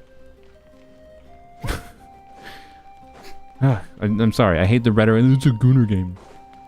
Like, because they make characters with big boobs? Like, yeah, and you can't focus on shit in the combat. Like, the vast majority of my gameplay, I don't notice Caesar's fat freaking boobs. It doesn't matter. It just doesn't matter. It slightly annoys me in the inventory screen. And their marketing, like, they have stupid camera shots in their marketing videos a little bit, right? But then there's other, like, really funny things about their marketing. Like, their marketing for their videos is so unhinged. Like, we just don't know what to expect for how they're going to market characters, and it's kind of great. Are the trailers a bit Gooner? Yeah, it was marketing. It's freaking marketing. It's not the game. So, yeah. Anyways. I don't know. Whatever.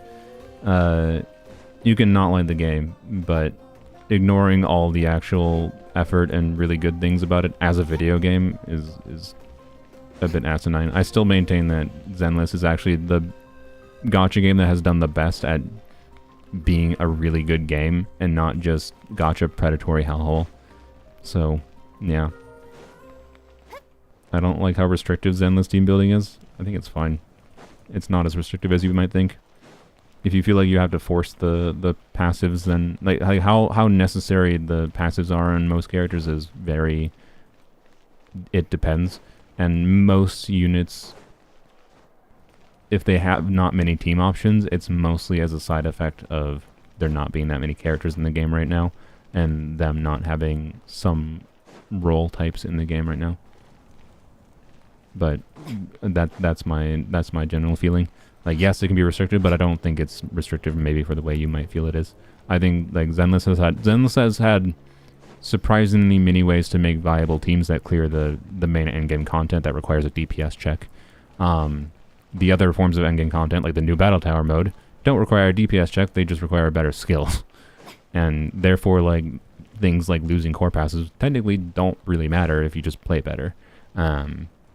But you still ideally usually want better teams, obviously. So, anyways. I don't fundamentally disagree. I do think it is less, like...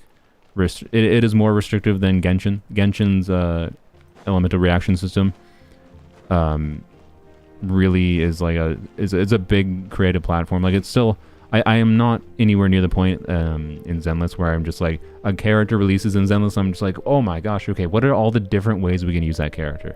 Whereas Genshin is like, okay, even they can release characters like Chasca, who I don't necessarily like, but I can still have all kinds of cool, weird ideas to use the character, right? Zenless is not that, I agree. But there's other things Zenless's overall combat design is just exceedingly better at. So, yeah. And we'll see how it changes as more characters release in the future. I think there's more potential for Zenless power creep than like Genshin, to be clear, definitely has had power creep.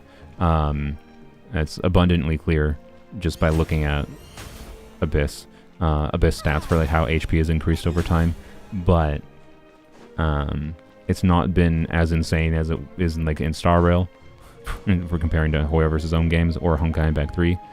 And based on Star Rail, based on Honkai Impact 3, what I know about it, Zenless is likely to get some power creep, but it also depends what they introduce for mechanics, I feel like. And ultimately, I think they might avoid the issue more significantly than in Star Rail, just by nature of the game's combat design not being... Like, there isn't just a time challenge mode, notably. there's many ways to play with the combat of the game that are satisfying and feel like a challenge, that aren't Shiyu Defense time trial mode, right?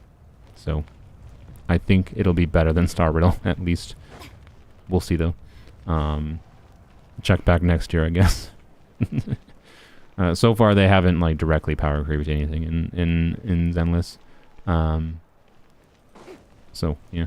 Well, okay, asterisk.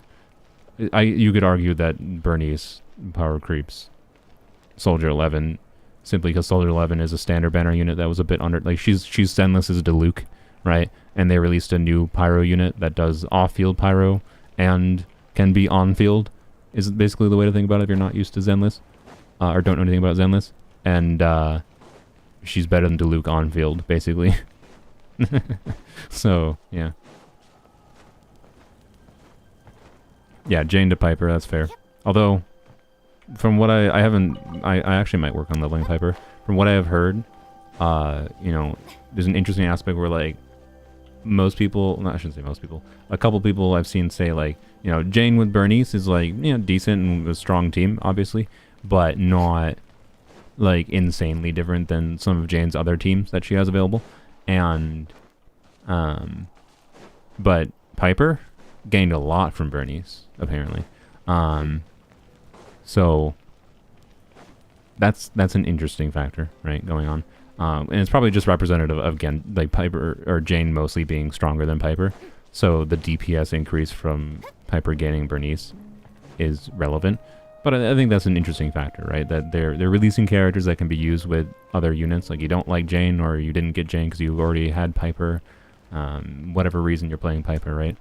And the fact that Piper is now much more viable now with Bernice, and gained more from Bernice than Jane did, is an interesting aspect. So, yeah. Anby and Qingyi. I mean, Anby is still faster at stunning. So, from my understanding, at least, I don't have Qingyi. I have never directly compared, but Anby is still faster at stunning. Qingyi has higher damage potential, I think, than Anby, and can stun more in AoE, which is relevant. But, yeah. Notice the volcano on the west side? Yeah, I did. I think that is not next patch, by the way. I think I don't remember for sure. I don't even think I looked at any imagery of it, but I think the map next patch is like over here. And I think the volcano is over here. So presumably the volcano is version 5.3, hopefully. I want to go into the volcano. I want to go into the volcano and jump right down the middle of it. I'm the One Ring and I want to destroy myself. That wasn't meant to be a suicide joke, but I guess it was by accident. I'm sorry. That was not my intention. But anyways, there we go. We'll commit. We're gonna turn the character that deserves to be the One Ring the most.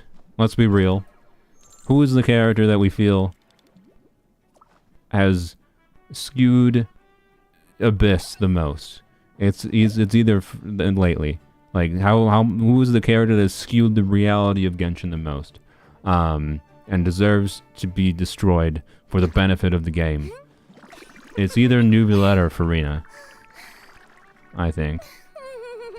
Where, like, the things they do has skewed the way that Mihoyo designs other things, right? So it's either him or her that deserves to be the One Ring and get thrown into the volcano. I don't think Arlecchino. No. Arlecchino being thrown into the volcano, maybe thematically fitting, but she, while very versatile and very strong, is pretty reliant on other units, generally speaking, helping her. So, she's not... C0 Arlecchino has restrictions. To be clear, C0 Nubilet is not, like, grossly overpowered either. I just think they overtuned him, and it's pretty clear to me they have to design some enemies and some enemy situations in a way that it exists the way it is because of the fact that Nubilet exists, is kind of my vibe. But you could argue Farina's bonkers team versatility, and her existence at this point limits certain units to being only optimal if you have her, kind of thing. You could argue she's the One Ring. But my personal vote for the One Ring would be Nubilet. I'd be fine with throwing a Nubilet in the volcano. The world would be better off. Anyways, historically Venti? Oh, that's true. That is true. You could argue it was Venti. Venti made us lose, you know, Venti could be argued to be what made us lose them designing situations that were just massive numbers of trash mobs kind of thing. Like, that could be interesting, but Venti trivializes it. There's some other units that kind of trivialize it too, but every enemy got fat, indeed. Yeah, whoever's already through. Yeah, we don't need to throw him in the volcano because he's already been thrown in the volcano. Aw. So yeah, Nubilet gets thrown in the volcano. That's my vote. Congrats, Nubilet. Farina's a necessary evil in a way. I agree. I agree. Like, Farina so vastly increases, like, viable teams in the game that I think she was, yes, a necessary evil. Even if she skews, like, the meta of the game, the optimal things of the game very heavily towards her. Her ability to, you know, make other units much more viable than they would be otherwise is, I think, really important, and overall was a net increase in the enjoyment of the game very substantially. Like, I would be very, very sad if Farina got deleted from my account. I would be able to clear content still, I think, but I would have less fun. Just throw Wander in, he's not important. I mean, Wander is just like, I don't know, what is Wander in the context of Lord of the Rings? Wanderer is just someone that's been manipulated by Mordor. I don't know. that's what Wanderer is. And then he struck off on his own. And he's annoying. He causes problems or whatever. But he doesn't need to go in the volcano. No, he's freaking Wanderer. Wanderer is Gollum. Wanderer is the one that pulls Nubilet down into the volcano. There you go. There's my fan fiction for the day. Wanderer is Gollum. And he takes Nubilet with him. There you go. Why did I get on this topic of conversation? Alright. Hu Tao as well? Maybe? Yeah. Alright, anyways, little fucking gremlin checks out. Exactly. Is there anything else to do in this stream? I think I might be done streaming. I'm probably not gonna stream. Well, I should stream tomorrow. I was gonna stream yesterday. I was gonna stream Zenless yesterday, but I didn't for thinky thought reasons. My brain was in, you know, election results thoughts, but you know, at this point I have reached the conclusion of what I have had for many years, which is that the core problem isn't the left or the right, you know, it's that it's the tendency of human nature to otherize ourselves, right? Because, like, I feel reminded constantly by how we're not actually oftentimes that different.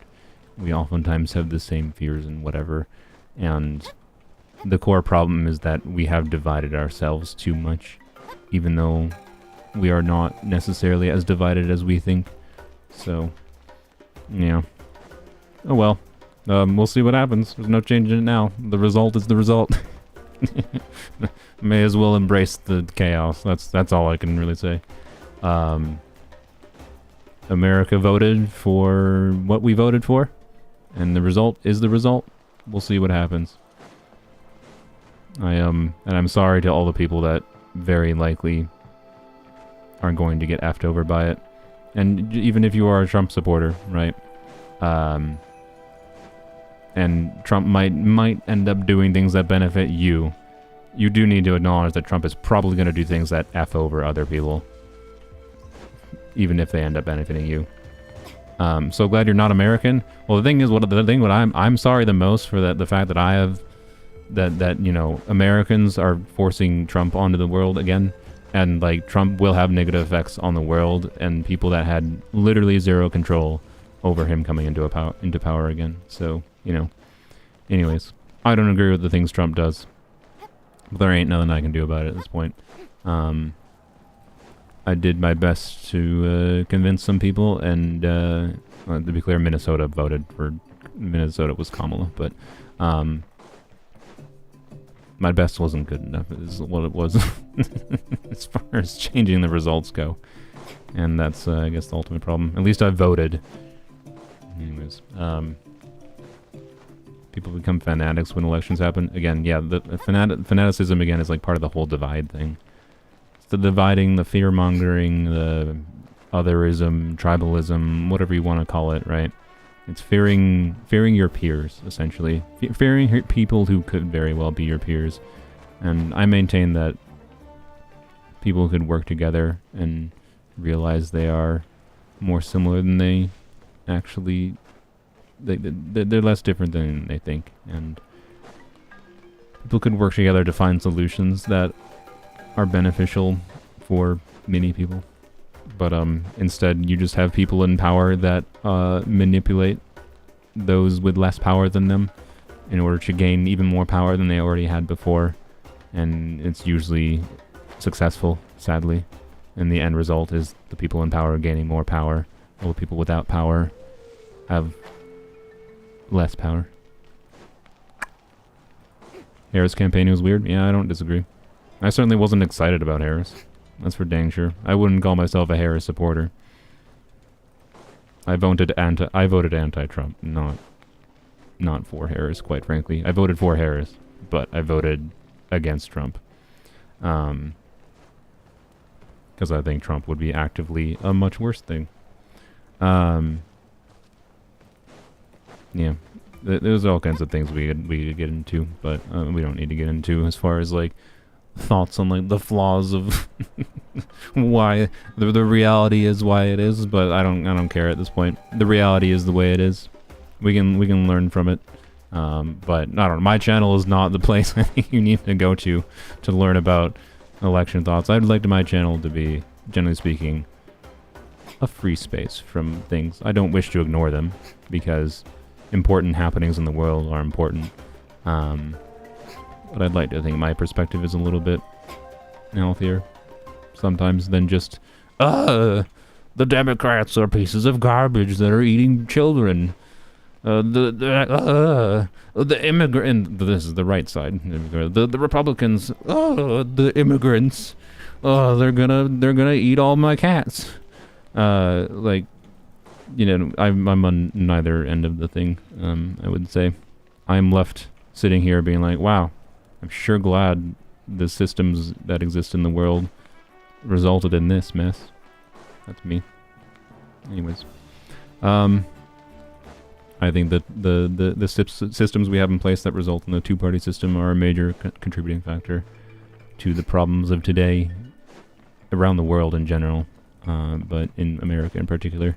And I wish we could be less divided, because I don't think we're actually that different. But oh well. Also, the internet has caused a lot of the problems. Let's be real. Look, I profit off of the internet, so, you know, the internet has benefited my life, that's for sure. But, let's be real, the internet caused some problems. So, they are eating the cats, they're eating the dogs, they are indeed, yeah. But, yep, I don't know. America has voted for the best possible representation of the average American, is what is clearly... that's my acceptance of it, right? I've accepted Trump, and I welcome Trump, not because I think he's going to be good, but because ultimately America's decided that collectively he is the best representation of what we are. On average, we are collectively pieces of shit, is what I think this indicates. So may as well embrace the best representation of the pieces of shit that all Americans are, on average. Doesn't mean any individual American is a giant piece of garbage, but it means on average, we are pieces of garbage. And that's my embracing of it. That is the rationalization. That is the acceptance I came to yesterday, was that Trump is a ginormous, steaming pile of shit. But he represents us, who are also a even bigger, collective, ginormous, steaming pile of shit. So, what better representation can I ask for than Americans, than Donald Trump? Let's be real.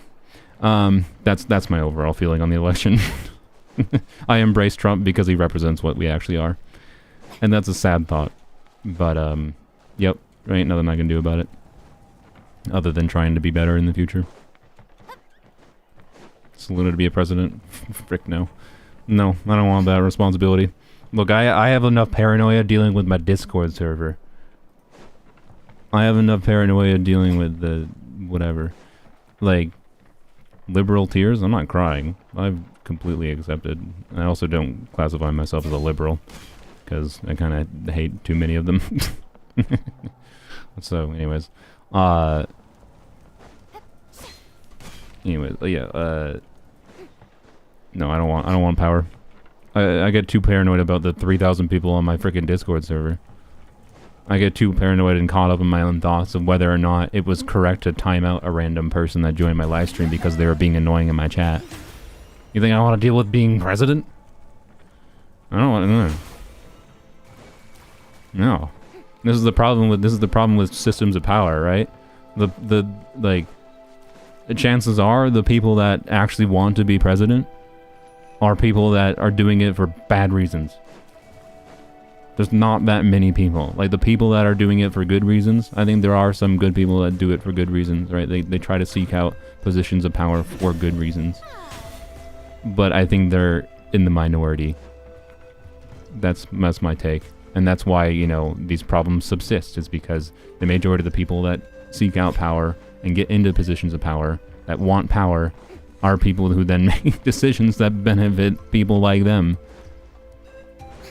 So, anyways, you only noticed yesterday that Farina has 2 outfits and hairstyles? Yep, they should do this more.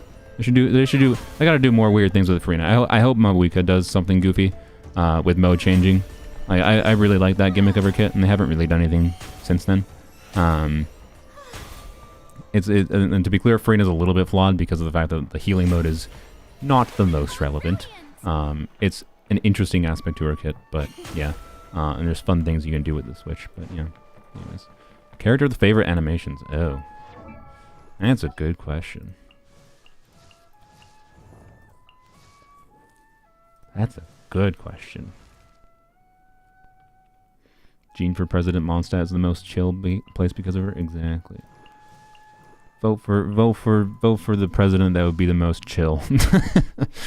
That's my overall take on the current state of reality. Vote for the person who seems the most chill. There you go. But what's done is done. May as well embrace the mess at this point. That's my feeling. And to be clear, I say that from a place of privilege. I do be a white boy. That is not... Well, okay, to be clear. I think Trump is going to do things that will negatively affect me. But he's going to do things that will negatively affect me a lot less than it's going to affect other people's. So, I will acknowledge that.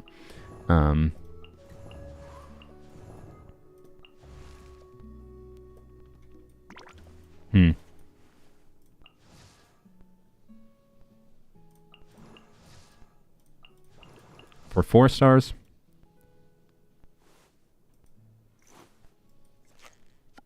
I think I like Charlotte's animations the best. I don't know. I just really like the camera snap animations. Yeah. That's my personal take. For 5 stars, I like a lot of Mulani's animations, but it's a little bit like over the top and cartoony sometimes. So, as far as like badass factor, Arlecchino's fantastic. Like her deep red, you know, pyro infusion, her dark reddish black, right? And overall, just everything like the normal attack that like. Which one is it? It's like this will be a that one. Yeah. Like yeah. That the pullback animation on normal attack 3. Like that's so satisfying. And then she has like nice touches, like depending on where like, all kinds of characters have this, but depending on like what you stop her normal attack animation at, she'll like do something different with her weapon. And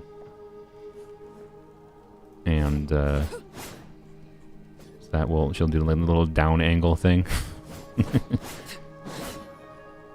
Anyways,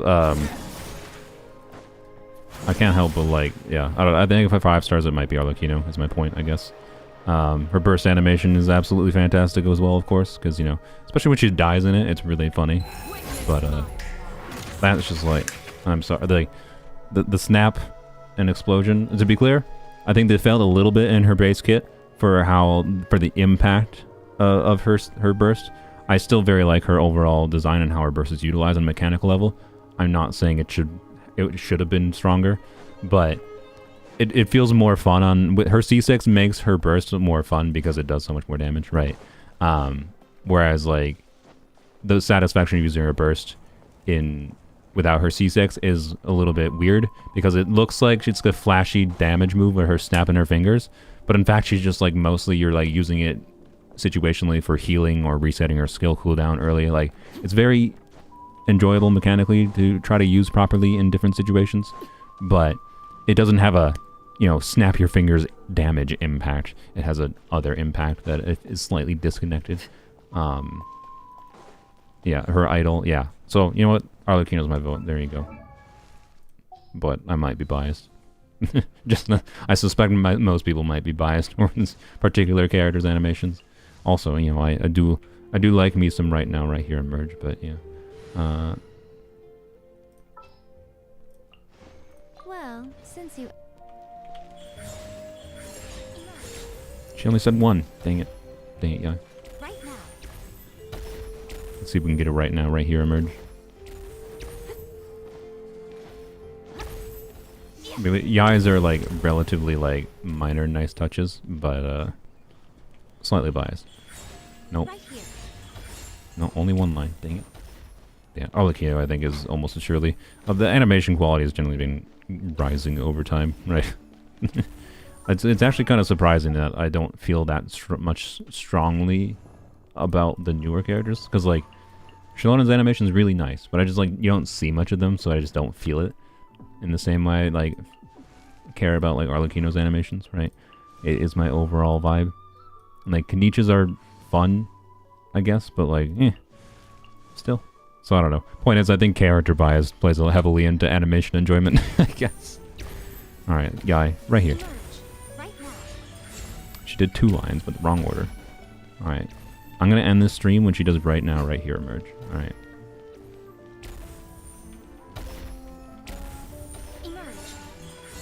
Nope.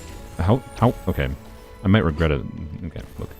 How long is it gonna take to do that? Because very often she just doesn't even do 3 lines. And I have to get the right order. Oh boy. This may have been a mistake. Right here. Emerge. Oh! She just skipped the right now. She did right now, blank, emerge. Dang it. Dang it. Right now. Oh. Right here. Aw. She did right now, right here, but, you know, had the gap.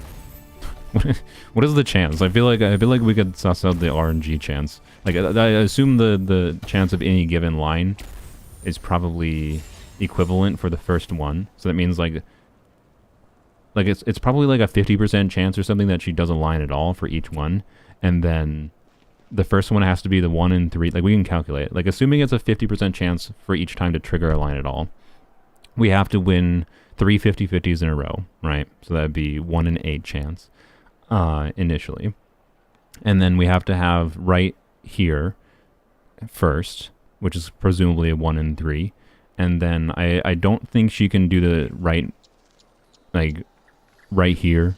I don't think she can do the same line in a row after her other skills. I think they made it so like the next one would be a 1 in 2, and then it'd be a guaranteed. So I think the overall chance to do right here, right now, emerge, or any specific sequence and triggering all 3 is probably approximately 1 in 8 times 1 in 3, so 1 in 24. Oh god, it's going to take a long time. 1 in 48. That's my estimate. My estimate is a 1 in 50. There's a 2% chance. Let's go. Emerge right now. Nope. This is the theory crafting Genshin needs? Exactly. To be clear, and that's an estimate based on it being a 50% chance to trigger a voice line at all. And it being equal chance for the initial of initial voice lines. There might be weighting towards specific voice lines. Like a merge might be less likely or whatever. Emerge. Right now. Emerge. Oh, we got 3 lines.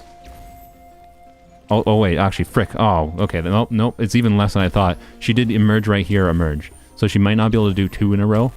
It's oh god, it might be more. That means it might be more like 1 in 100 or even worse. Right here. Yes, it's 12 seconds each time. I'm aware. Although I can do it slow. Right here. Emerge. Oh, emerge right here, emerge. Yeah, they can get repeated. So, can they do 2 in a row? They can do right here. Oh god, yeah. It might be more like 1 in. What did it? Oh frick. So then it's probably 1 in 8 times 1/3 times 1/3 times 1/3, right? So 24, 72, 24, 72, 200 and 1 in 216. That's the current net. Okay, we went from 1 in 50 to 1 in 216. What do you think about Baiju? Good healer for Farina. Right here. Oh god, it's a 0.5% chance. It's the same chance of doing a single pull getting a 5-star. No way is that rare. You hear it all the time. We're talking specifically the instance of right here, right now, emerge. Emerge. Right here. You know what? Just to slightly increase the odds, I'm going to modify the rules. Right now, right here, right now, emerge, or right now, right here, emerge. I think either of those is acceptable. That might be why like you think you've heard it more. It's because you hear like, or like in combat you'll hear right here, nothing, emerge, and your brain like thinks you heard right now, right here, emerge, or whatever, right? Like unless you actually have data on how often she triggers that and you've recorded it, you're just going off of vibes you've felt, and chances are your brain just inputted information, is remembering incorrectly. This is how our brains work, quite frankly. So yeah. Right now. Right here.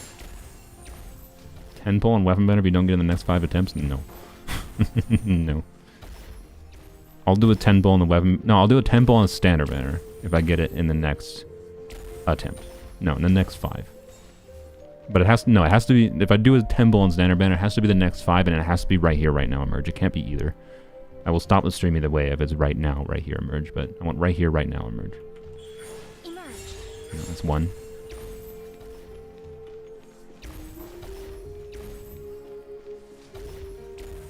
I'll get a 5-star from standard banner as why, by the way. I'm near pity. Right now. Right here. Right now. Oh, she did right now first. She didn't do right here, but she almost did it. She almost ended the stream. It was almost. Emerge. Right now. Right here. Nope. She did the lines, but wrong order. Alright. That was number 3, I think. Right now. Right here. No, okay. One more chance. One more chance. Otherwise, no gambit for you.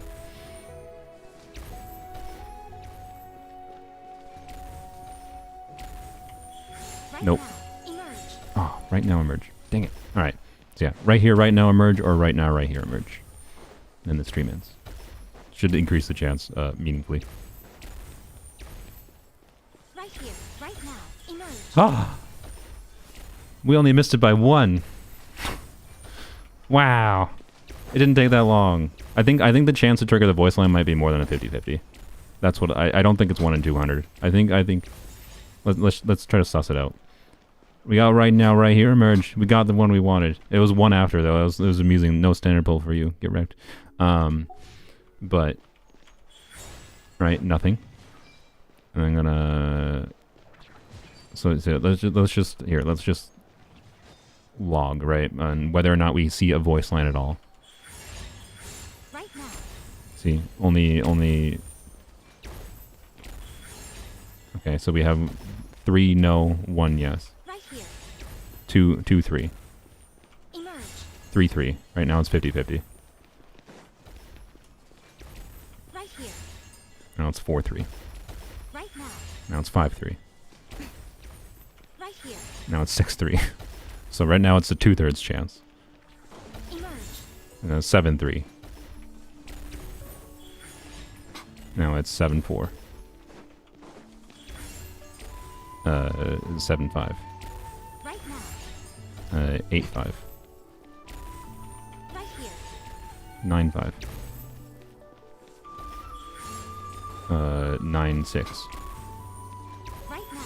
10-6. Emerge. 11-6. Right here. 12-6. It seems to be at least a 2. It seems to be a 2/3 chance. Yeah, that's my guess. So that 2/3. So we're doing it's instead of 1/3, or instead of the 50-50 I did before, where it was one half times 1/2 times 1/2, is 2/3 times 2/3 times 2/3, which is a more annoying math to do in my head. I can do this. Can I do this?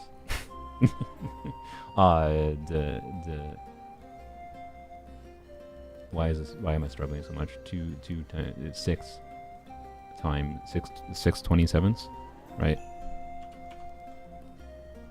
Is that right? No. Wait. Why is my brain struggling? No. 8 27s. Yeah. Why am my brain bad?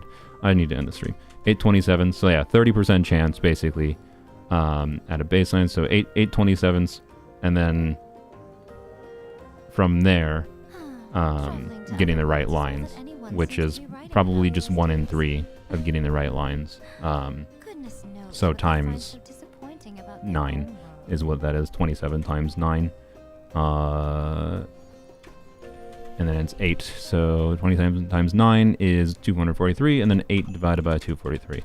The actual chance of getting right now, right here, emerge in a 3 sequence skill. Right now. Emerge. Right now. She almost did it.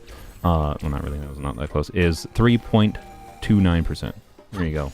That's what we needed to end on. The best theory crafting we could possibly have in Genshin. There you go. I think that's my estimate, assuming the 2/3 chance for a line is correct and that I didn't goof up anything. So yeah, I don't know, for a 3.2% chance, we got pretty lucky, I think. That's cool. All right, good job, Yai. Thank you, Yai. Clearly, you have the best animations. You earned it.